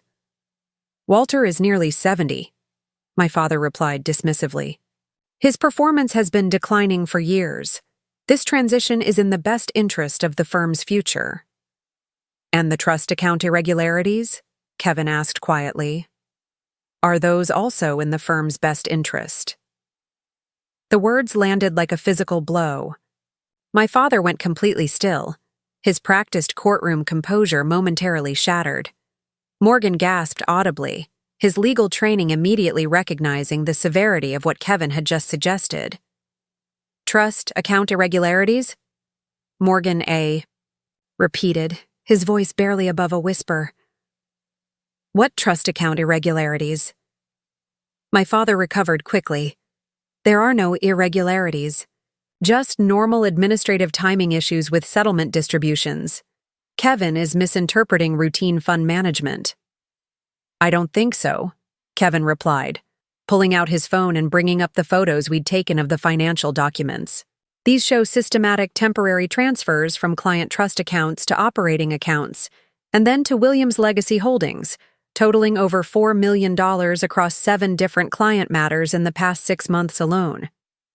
Morgan took the phone with trembling hands, scanning the evidence with mounting horror. As administrative partner, he was technically responsible for financial oversight, though my father had gradually centralized that control in recent years. Richard, these are client funds. They can't be used this way, even temporarily. The funds were all replaced before client disbursements, my father insisted, though his confident tone had faltered. No client was harmed. That's not the standard, and you know it, I said quietly. Misappropriation of client funds is an ethical violation regardless of intent, or whether the funds are eventually replaced. Kevin retrieved his phone from Morgan's, shaking hands. The Westfield settlement shows $2.1 million transferred to operating accounts for 11 days before being returned to the trust account. That's not a timing issue. That's conversion of client funds. My father's face flushed with anger. This is absurd. My own children spying on firm operations, making wild accusations. Not accusations, I interrupted, producing my own phone with the incriminating emails between my father and Harrington. Documented evidence showing you knowingly misused client funds to improve the firm's financial appearance ahead of the Harrington merger. Morgan abruptly stood, his face ashen. I need to remove myself from this discussion immediately and consult independent counsel.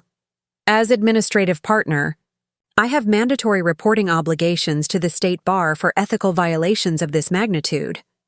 Sit down, Thomas, my father commanded. There's a reasonable explanation for all of this. I've seen enough to trigger my ethical duty to report, Morgan replied, gathering his papers with shaking hands. I'm 3 years from retirement. Richard, I won't risk my license or face potential criminal charges for anyone, not even you. As Morgan hurried from the room, my father turned his full fury toward Kevin and me. Do you have any idea what you've done? The firm your grandfather built, that I expanded into one of the most respected in the Southwest. You're willing to destroy it over some temporary financial maneuvers? You destroyed it, Kevin replied with unexpected steadiness. When you decided client funds were available resources. When you plotted to force out partners who had given decades to building this firm. When you used me as a figurehead to distract from financial fraud. The naked hurt in Kevin's voice momentarily penetrated my father's anger. Richard Williams had always prided himself on being a masterful judge of character, yet he had completely misjudged his own son's capacity for principle when directly confronted with ethical violations. You don't understand the pressures of running a firm this size, my father said, his tone shifting to one I recognized from countless courtroom observations, the reasonable voice he used when trying to explain away damaging evidence. The recession nearly bankrupted us. I did what was necessary to keep everyone employed, to maintain our position in the market. By misappropriating client funds, I challenged.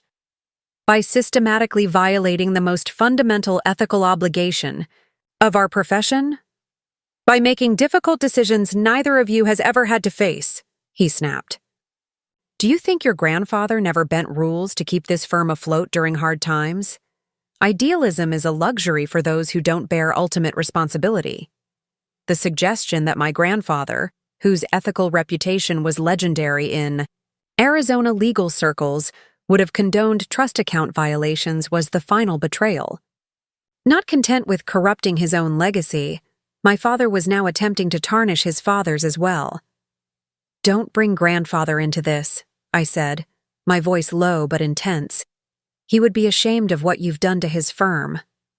Something flickered in my father's eyes, perhaps the first genuine flash of shame I'd seen since this confrontation began. But it vanished quickly, replaced by cold calculation. This discussion is over, he declared, gathering the documents Kevin had refused to sign. The partnership meeting starts in 20 minutes. I suggest you both consider very carefully the consequences of making these accusations in a public forum. Not just for me, but for yourselves and every attorney associated with this firm. After he strode out, Kevin and I sat in stunned silence. For a moment, the reality of what had just transpired sinking in. Morgan's exit to consult independent counsel meant the ethical violations would likely be reported regardless of what happened next. The controlled intervention we had hoped for was rapidly becoming a full-blown crisis. He didn't even deny it, Kevin said finally. He just justified it as necessary for the firm's survival. Classic rationalization, I replied. The ends justify the means. What he fails to recognize is that once that ethical line is crossed, there's no firm worth saving, just a legal entity that happens to bear our family name. Walter appeared in the doorway, his expression grave. Morgan just canceled the partnership meeting and announced he's taking emergency personal leave. The entire 16th floor is buzzing with speculation. What happened? I quickly summarized our confrontation, including Morgan's reaction to the trust account evidence and my father's justifications. Walter nodded grimly as the scenario unfolded. "This changes our approach," he said once I'd finished. "With Morgan likely to report to the Bar Association, we need to focus on damage control rather than controlled intervention." "What options do we have?" Kevin asked. "Limited ones," Walter admitted. "The senior partners should be informed immediately, before they hear distorted versions from others. We need to prepare for client concerns once this becomes public, as it inevitably will, and we need to consider the possibility of removing your father from management before he can do further damage." The partnership agreement had provisions for emergency removal of managing partners in extraordinary circumstances, but such a move required 2/3 majority vote. Difficult to achieve given my father's long-standing relationships with many partners. "He'll fight it," I warned. "Dad won't go quietly, even with evidence of ethical violations." "No, he won't," Walter agreed, "which is why we need to move quickly. The longer this remains unaddressed, the more risk to the firm and every partner's professional reputation." We decided to convene an emergency meeting of senior partners in Walter's office, away from my father's usual territory on the executive floor. As the elevator descended to Walter's floor, I noticed Kevin staring at his reflection in the polished doors, his expression troubled. "Having second thoughts?" I asked quietly. He shook his head slowly. "Just realizing how completely Dad played me. Managing partner," he scoffed. "I was never anything but a distraction while he dismantled everything this firm stands for." "He played us both," I reminded him. "Me by sidelining me, you by elevating you. The difference is, you knew your worth regardless," Kevin replied with unexpected insight. "I've been trying to earn his approval my entire life, never measuring up to his expectations or your achievements. This fake promotion was the first time I felt I'd finally arrived. Pretty pathetic, right?" The vulnerability in his admission caught me off guard. Throughout our childhood and professional lives, I'd seen only Kevin's entitled confidence, his assumption that charm could substitute for substance. I'd never recognized the insecurity beneath, the constant striving for a father's approval that was always conditional, always just out of reach. "Not pathetic," I said gently. "Human. We both wanted his respect, just in different ways." The elevator doors opened, preventing further conversation as we made our way to Walter's office. Several senior partners had already arrived, their expressions varying from confusion to concern. Walter had clearly told them only that an urgent situation required immediate attention. Over the next hour, we presented the evidence we'd gathered: trust account transfers, merger documents, partnership dissolution plans, to the stunned senior partners. Decades-long loyalties to Richard Williams visibly crumbled as the full scope of ethical violations and planned partner purge became clear. "This isn't just an internal matter," Davis, our senior tax partner, noted grimly. "Trust account violations of this magnitude trigger mandatory reporting requirements. We could all face disciplinary action if we don't address this immediately." "Morgan's already consulting independent counsel," Walter confirmed. "We should assume formal bar complaints will be filed within days, if not hours." "What about clients?" Wong, head of our corporate department, asked. "The Westfield family, others whose settlement funds were misappropriated, they'll have grounds for malpractice claims against the entire firm." The gravity of the situation settled heavily on the room. This wasn't just about my father's ethical lapses or even the future of the firm.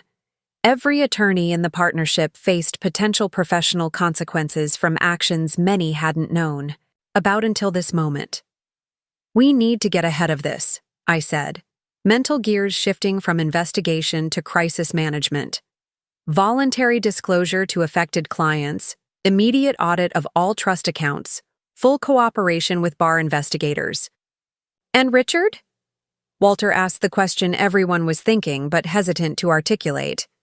"What do we do about the founding partner?" The room fell silent. Despite the damning evidence, these attorneys had worked alongside my father for years, some for decades. They had tried cases with him, celebrated victories, weathered defeats. Professional relationships had evolved into friendships, family connections, complex webs of loyalty now strained to breaking point. "He needs to resign," Kevin said firmly, breaking the uncomfortable silence. "Voluntarily and immediately. It's the only way to begin salvaging the firm's reputation and potentially mitigate disciplinary consequences for other partners." "He won't go willingly," Martin, our oldest partner after Walter, predicted. "Richard has always identified himself completely with this firm. Leaving would be tantamount to admitting he's destroyed his father's legacy." "We invoke Article 12 of the partnership agreement," I suggested. "Emergency removal for cause. With the evidence we've presented, we should have the necessary votes."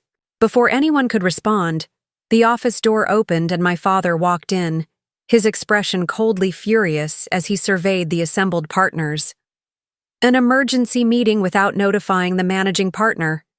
Interesting interpretation of the partnership agreement." Walter stood, his slight frame somehow imposing in its dignity.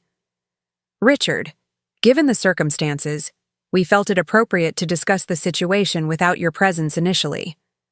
The situation being my children's misguided crusade based on documents they obtained improperly, my father countered smoothly. Documents that, viewed in context by experienced legal minds rather than overeager associates, reflect complex but entirely legitimate financial management during challenging economic times. The practiced courtroom cadence, the subtle undermining of Kevin's and my credibility, the redefinition of ethical violations as sophisticated management, it was a masterful performance that had swayed countless juries.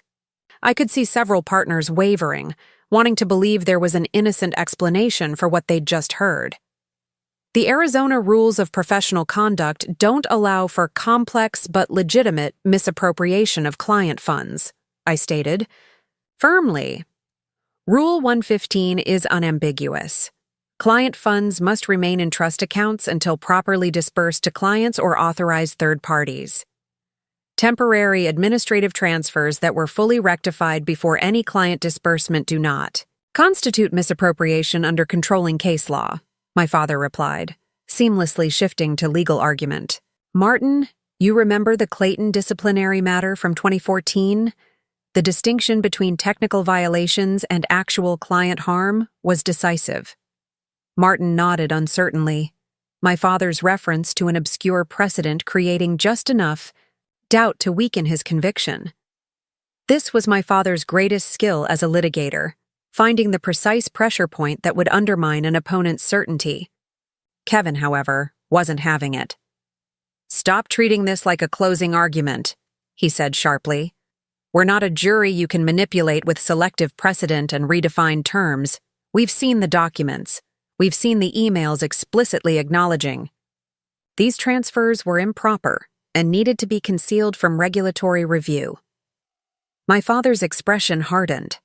"You've both made serious allegations that threaten this firm's existence based on documents obtained without authorization and emails taken out of context. Before this goes any further, I suggest everyone consider the potential liability for defamation and tortious interference if these accusations prove unfounded." The thinly veiled threat had its intended effect. Several partners shifted uncomfortably, their resolve visibly weakening under the implication of personal liability. My father had spent decades building relationships with these attorneys, understanding their individual fears and pressure points. He knew exactly which buttons to push to create doubt and division. "This isn't going away, Richard," Walter said quietly. "Thomas Morgan is likely at the Bar Association right now, fulfilling his ethical duty to report. The documents exist. The trust account transfers happened. Threatening your partners won't change those facts." Something in Walter's calm certainty seemed to reach my father in a way our previous confrontations hadn't. For a brief moment, the confident litigator facade cracked, revealing the cornered man beneath. "You have no idea what I've sacrificed for this firm," he said, his voice lower, but intense. "The financial pressures after the recession, the competitive threats, the technological disruption. I kept us afloat when firms twice our size were dissolving. Everything I did was to preserve what my father built. By betraying the principles he built it on, I replied, matching his intensity. Grandfather created this firm on a foundation of absolute ethical integrity. That was the legacy you were entrusted with. Not just a profitable business, but a standard of professional conduct. My father's gaze locked with mine, decades of complicated dynamics passing between us in that moment. The mentor who had shaped my legal thinking, the father who had encouraged my ambitions while simultaneously limiting them, the attorney who had taught me ethical boundaries he himself had crossed. "You've always been so certain of your moral high ground, Sarah," he said finally. "So quick to judge without having borne the weight of ultimate responsibility. Perhaps that's my failure as a teacher." "Your failure wasn't as a teacher," I responded, feeling the weight of accumulated disappointment. "It was as a practitioner, of what you taught." The standoff might have continued, but we were interrupted by Davis's assistant appearing at the door, her expression anxious. "I'm sorry to interrupt, but there's an urgent matter requiring immediate attention. James Harrington is in reception with 2 attorneys from Sullivan and Pierce. They're demanding to speak with Mr. Williams about allegations of financial misrepresentation." The news rippled through the room like an electric current. Harrington's presence with outside counsel suggested the merger partner had somehow learned of the trust account issues and potential financial instability they represented. How could Harrington know already? Kevin wondered aloud. Morgan, Walter realized. He must have contacted Harrington directly after leaving the executive committee, meeting either as a professional courtesy or to protect himself from potential liability. My father's composed expression faltered for the first time, genuine alarm breaking through his careful control. James Harrington was notoriously unforgiving of what he considered betrayal or dishonesty. If he believed my father had misrepresented the firm's financial stability while negotiating merger terms, the consequences would extend beyond professional ethics to potential civil fraud. "Tell them I'll be right there," my father instructed the assistant, visibly gathering himself. "Prepare conference room A and have Melissa pull the Harrington merger files." After the assistant departed, he turned back to the assembled partners. "This discussion will have to continue later. I need to address Harrington's concerns immediately."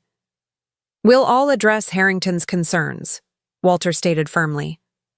"As senior partners potentially affected by both the merger and the underlying ethical issues, we have every right to participate in that conversation." My father clearly wanted to object, but the unified front presented by the partners left him little choice. "Fine, but let me handle the initial explanations. This requires careful management to preserve the merger opportunity." As we prepared to confront Harrington and his attorneys, Kevin moved to my side. "He still thinks he can talk his way out of this," he murmured, watching our father straighten his tie and adjust his cuffs. "Ritual preparations for courtroom battle. He spent 40 years convincing people to believe his version of reality," I replied quietly. "Old habits die hard." "But they do die," Kevin noted, with unexpected wisdom. "Eventually, the facts catch up to even the most persuasive narrative." We moved as a group toward conference room A, the senior partners of Williams and Associates presenting a united front, despite the internal fractures that had been exposed that morning. Whatever personal feelings existed toward my father, anger, betrayal, lingering loyalty, professional survival now demanded collective action. James Harrington stood as we entered, his commanding physical presence matched by an aura of barely contained fury. Beside him, 2 attorneys from Sullivan and Pierce maintained professionally neutral expressions, though the documents spread before them suggested they had been reviewing the very merger terms now in question. "Richard," Harrington greeted my father coldly. "I received some disturbing information this morning regarding financial irregularities at Williams and Associates. Information that, if accurate, constitutes material misrepresentation during our merger discussions." My father stepped forward, hand extended as though this were a routine business meeting. James, I'm sure whatever you've heard has been greatly exaggerated or taken out of context. Why don't we discuss this privately? Harrington ignored the outstretched hand. Thomas Morgan provided quite specific documentation, Richard. Trust account transfers, temporary fund allocations, artificially inflated profit statements. Not the sort of thing that improves with context. The senior Sullivan and Pierce attorney, a woman whose reputation for handling law firm dissolutions was nationally recognized, spoke next. Mr. Williams, our preliminary review suggests potential violations of both ethical rules and securities regulations in how financial information was presented to Harrington Global. Given these concerns, our client is exercising the termination provisions in the preliminary agreement effective immediately. My father's carefully cultivated composure finally cracked completely. You can't terminate based on unverified allegations from a disgruntled administrative partner. The merger terms are clear. The merger terms include standard representations regarding financial stability and regulatory compliance, the attorney interrupted smoothly. Representations that appear to have been materially false when made. Harrington's expression was granite. I built my company on two principles, Richard: aggressive growth and absolute internal integrity. I can tolerate the former without the latter, but never the reverse. The irony wasn't lost on me. James Harrington, whose company had settled multiple regulatory investigations without admission of wrongdoing, positioning himself as an ethical purist. But business ethics and legal ethics operated on different planes, and my father had violated the most fundamental tenet of attorney trust. We can resolve any misunderstandings, my father insisted, desperation edging into his normally controlled voice. The partnership is prepared to make concessions on the equity distribution, accelerate the transition timeline. This isn't a negotiation, Harrington cut him off. It's a termination. My attorneys will handle the formal notifications. He turned to address the other partners. For what it's worth, I respected what this firm represented in the legal community. Its reputation for integrity was precisely why we pursued this merger. The pointed use of past tense hung in the air as Harrington and his attorneys gathered their materials and departed, leaving the partners of Williams and Associates facing the wreckage of both the merger opportunity and, potentially, the firm itself. In the silence that followed, all eyes turned to my father, the commanding presence who had directed the firm's path for decades, now standing diminished by his own actions. For the first time in my life, Richard Williams looked genuinely lost. The carefully constructed identity of successful attorney, firm leader, and family patriarch crumbling visibly. The partnership meeting will convene in 30 minutes, Walter announced, taking control of the situation. All equity partners are required to attend. We need to make immediate decisions regarding leadership transition, client notification, and regulatory compliance.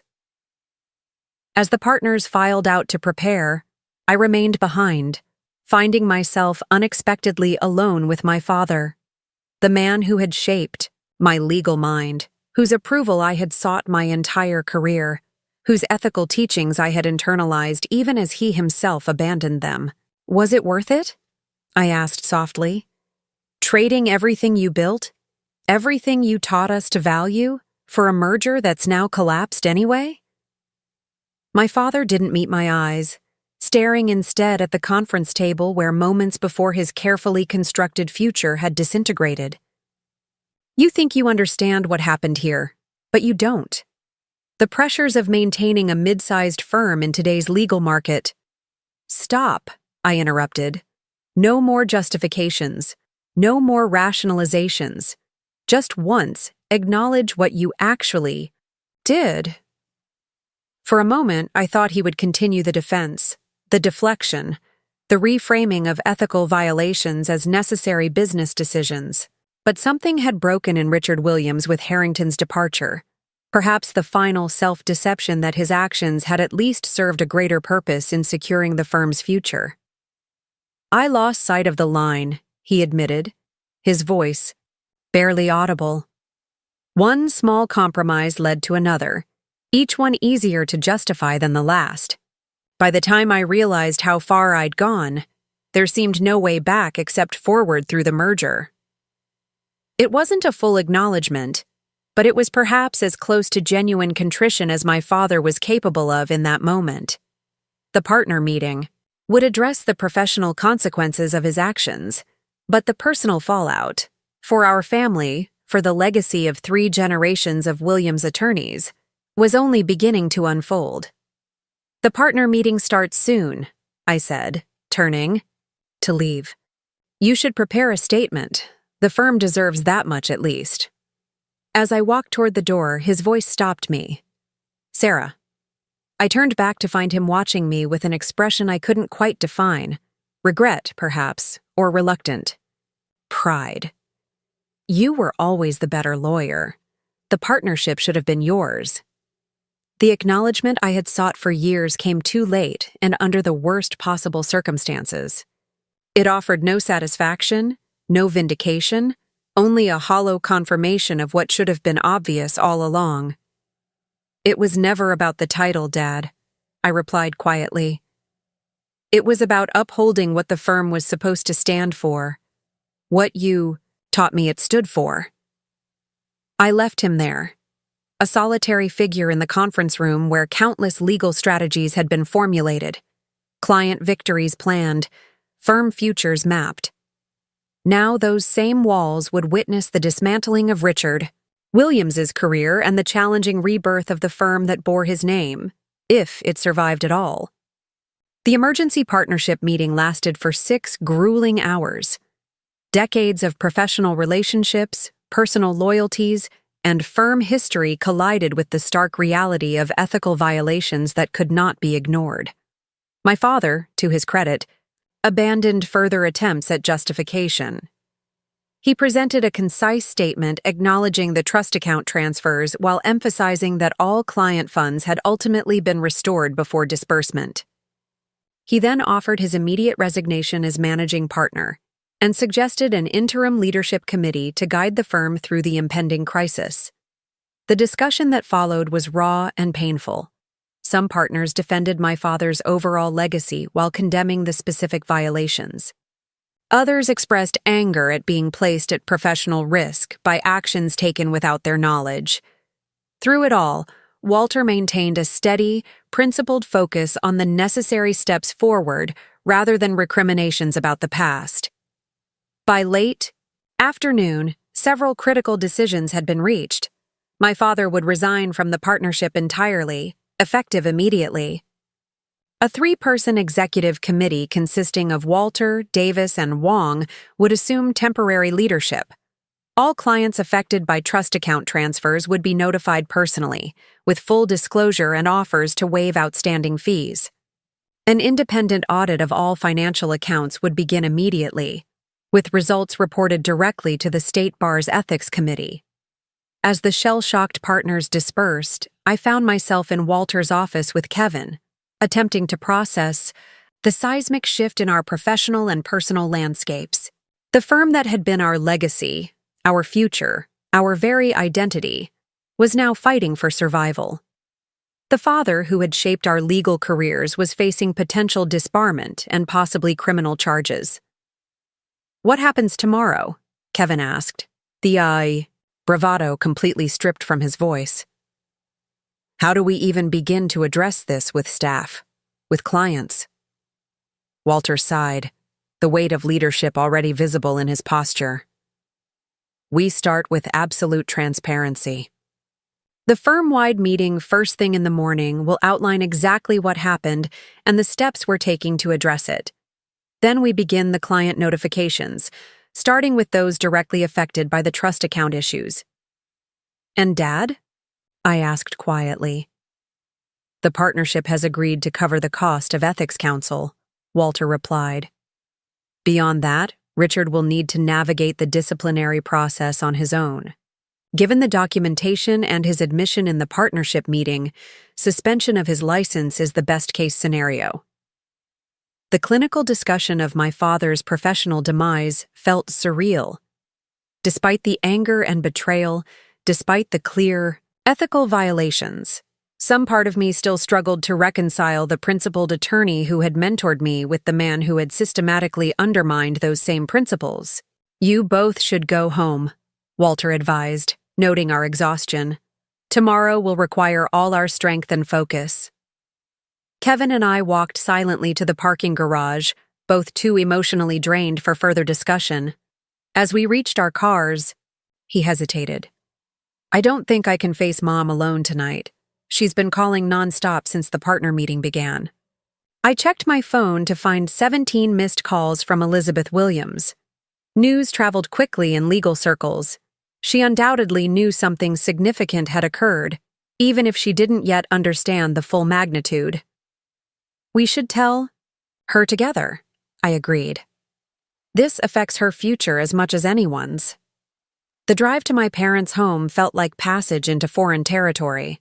The familiar streets of the historic district, the stately colonial where I'd grown up preparing for a legal career in my father's image, all seemed altered by the events of the day, as if the physical landscape had been reshaped by the collapse of what I thought I knew about my family and our firm.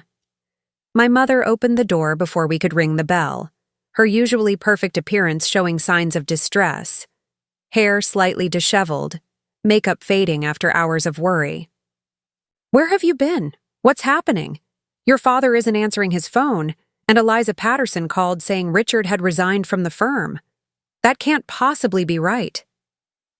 Kevin and I exchanged glances, silently negotiating who would deliver the news that would shatter my mother's carefully constructed world. To my surprise, Kevin stepped forward, gently guiding her into the living room.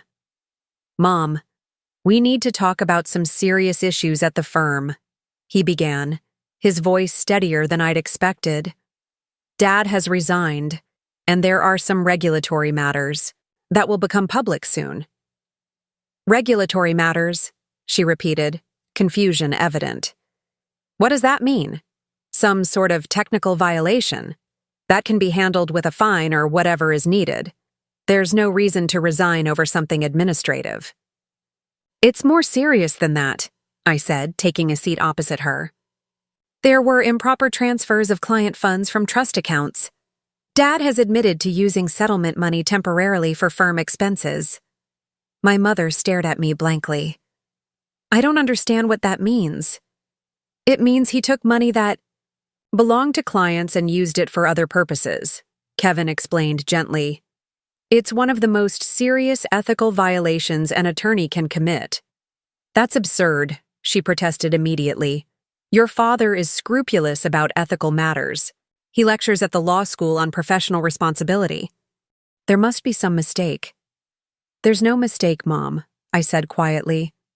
"The documentation is clear, and Dad has acknowledged the transfers. They happened over several months, increasing in frequency and amount as the firm faced financial pressure." My mother's carefully maintained composure began to crumble as the implications penetrated. "What does this mean? For the firm? For your father's license? For us?" We outlined the likely consequences as compassionately as possible. The bar disciplinary process, potential suspension or disbarment, possible financial penalties, the uncertain future of the firm, the inevitable social fallout as the scandal became public knowledge. "Where is he now?" she asked finally, her voice small. "We don't know," Kevin admitted. "He left the office after the partnership meeting. He's not answering his phone." My mother's hands trembled slightly as she smoothed her skirt, a nervous gesture I'd rarely seen from this woman who prided herself on perfect self-control. 40 years, she said softly. 40 years building a reputation, a position in this community. Gone in a single day. Her focus on reputation rather than the ethical breach itself was quintessentially Elizabeth Williams. Throughout my childhood, appearance had always mattered more than substance in her worldview. The right schools, the right social connections, the right neighborhood, all carefully cultivated to maintain the image of the perfect legal family. The reputation was already compromised when Dad started misappropriating client funds, I pointed out, perhaps more harshly than intended. Today just brought it to light. She flinched at my words. You don't understand the pressures he faced, the expectations of maintaining our position, supporting the lifestyle we all benefited from. Did you know? Kevin asked directly. About the financial issues at the firm? About what he was doing? My mother's gaze dropped to her hands. Not specifically. I knew there were cash flow concerns after the recession. Richard was working longer hours, more stressed than I'd ever seen him. He mentioned several times that maintaining appearances was crucial while the firm stabilized. The evasive answer revealed more than she likely intended. Elizabeth Williams might not have known the specific mechanism of my father's ethical violations, but she had understood that corners were being cut, that the family's lifestyle exceeded the firm's legitimate capacity to support it. The birthday gala will need to be canceled, she said suddenly, the non sequitur revealing how her mind was jumping between practical implications. And the club membership will likely have to go. People will talk, of course, the Hendersons. Daughter just made partner at Morris & Foster. Perhaps I should reach out about positions for both of you there? The suggestion that we simply transfer to another prestigious firm, as if the ethical crisis were merely a career inconvenience, demonstrated how fundamentally my mother misunderstood the situation. Our professional reputations were now inextricably linked to a scandal that would be discussed in legal circles for years to come. The Williams name, once a source of pride and access, had become a potential liability. We need to focus on the immediate issues first, I redirected gently. The firm will make public statements tomorrow. You should prepare for media interest, and perhaps consider staying with friends for a few days. The conversation continued in this vein. Practical considerations, immediate next steps, contingency plans for various scenarios.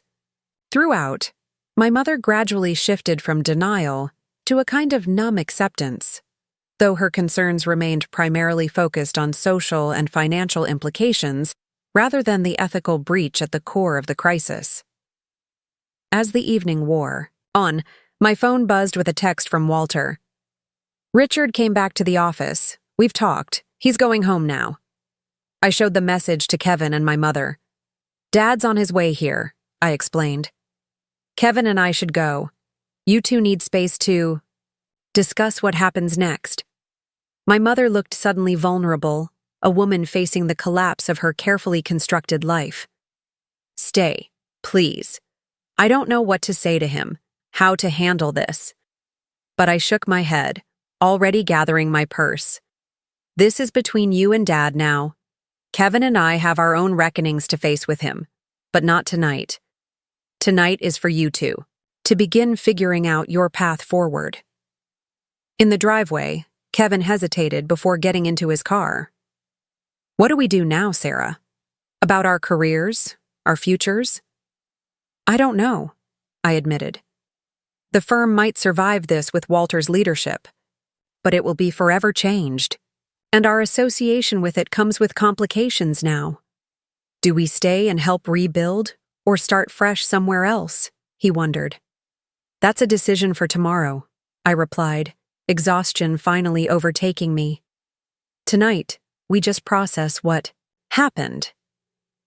3 weeks later, I stood in the new offices of Chen Williams and Associates, watching as the modest sign was installed in the reception area. The Williams in the firm name now referred to Kevin and me, not our father. After Richard Williams' formal resignation and the commencement of bar disciplinary proceedings, the partnership had voted to dissolve the original firm and reconstitute with a new name and leadership structure. Walter Chen had been unanimously elected managing partner, with Kevin and I serving as department heads for litigation and client relations respectively. We had moved to smaller offices, downsized staff, and focused on rebuilding client relationships, based on transparent communication and renewed ethical commitment. The transition had been painful. Nearly 20% of clients had departed immediately following the disclosure of trust account violations. Several partners had resigned to join competitor firms rather than weather the reputational damage.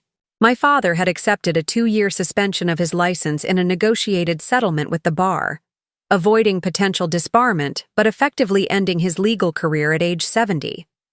My mother had retreated from her extensive social obligations, canceling the birthday gala and withdrawing from charity boards where she had once held leadership positions. The family home was now on the market, a necessary step to fund the substantial restitution payments and legal fees resulting from the disciplinary process. "What do you think?" Kevin asked, joining me in surveying the new sign. "Strange to see. Our name's up there without Dad's." "It's appropriate," I replied. "This is a new firm built on what the original should have been, not what it became." Walter emerged from his office, leaning less heavily on his cane than he had in recent months. The challenge of rebuilding seemed to have energized rather than depleted him. "The Carter deposition is set for Thursday," he informed us. "Their general counsel specifically requested that you handle it, Sarah. A good sign they're regaining confidence in us." Small victories like this had become our focus. Each retained client, each new matter, each positive interaction, a step toward rehabilitation of the firm's reputation. The process would take years, perhaps the remainder of our careers. But the foundation was solid now. No ethical shortcuts, no compromise principles, no matter the financial pressures. "Have you spoken with Dad recently?" Walter asked Kevin, his tone carefully neutral. Kevin nodded. "Yesterday. He's considering teaching options once his suspension is completed. Phoenix Community College has a paralegal program that might be interested in his litigation experience." The humbling career shift, from named partner at a prestigious firm to community college instructor, was yet another consequence of choices made and lines crossed. Yet, there was a certain symmetry to it, a return to the educational role my father had always excelled at when sharing his knowledge with younger attorneys. "And your mother?" Walter inquired, including me in the question. "Adjusting," I replied. Simply. My relationship with Elizabeth Williams had been strained even before the scandal. The aftermath had not improved it. Her continued focus on the unfairness of social consequences rather than the legitimacy of professional ones created a gulf between us that seemed unbridgeable for now. A young associate approached with questions about a pending motion, drawing Walter away and leaving Kevin and me alone with our thoughts and the new firm sign that represented both an ending and a beginning. "Do you think Grandfather would be proud of what we've done?" Kevin asked unexpectedly. "Salvaging something from the wreckage?" I considered the question carefully. John Williams had built his practice on unwavering ethical standards at a time when such principles often came at significant financial cost. His grandson had compromised those standards in pursuit of expansion and status. His great-grandchildren had exposed those compromises and attempted to restore the original foundation. "I think he would recognize what we're trying to do," I said finally. "Rebuild based on what matters most in this profession: trust, integrity, service to clients rather than self." Kevin nodded thoughtfully. "I never really understood that before. I saw the law as a path to status, to Dad's approval. I never fully grasped what it meant to be entrusted with other people's problems, their funds, their futures." His admission reflected a profound transformation. The entitled, somewhat shallow brother who had accepted unearned promotion was evolving into a thoughtful attorney who understood the weight of professional responsibility. Perhaps this crisis, for all its pain, had forged him into the lawyer he might never otherwise have become. "We should get back to work," I suggested, turning from the sign toward the modest suite of offices that now housed our professional aspirations. "The Westbrook brief is due tomorrow, and I promised Martinez we'd review his draft settlement agreement by end of day." As we walked through the reception area, a potential new client waited nervously, case files clutched in hand. The work continued. Less prestigious perhaps than before, more challenging given our damaged reputation, but ultimately more meaningful because we now understood exactly what we were fighting to rebuild. Not just a law firm that happened to bear our family name, but the principles that name had once stood for, and with dedication and integrity, might stand for again. Up next, you've got 2 more standout stories right on your screen. If this one hit the mark, you won't want to pass these up. Just click and check them out.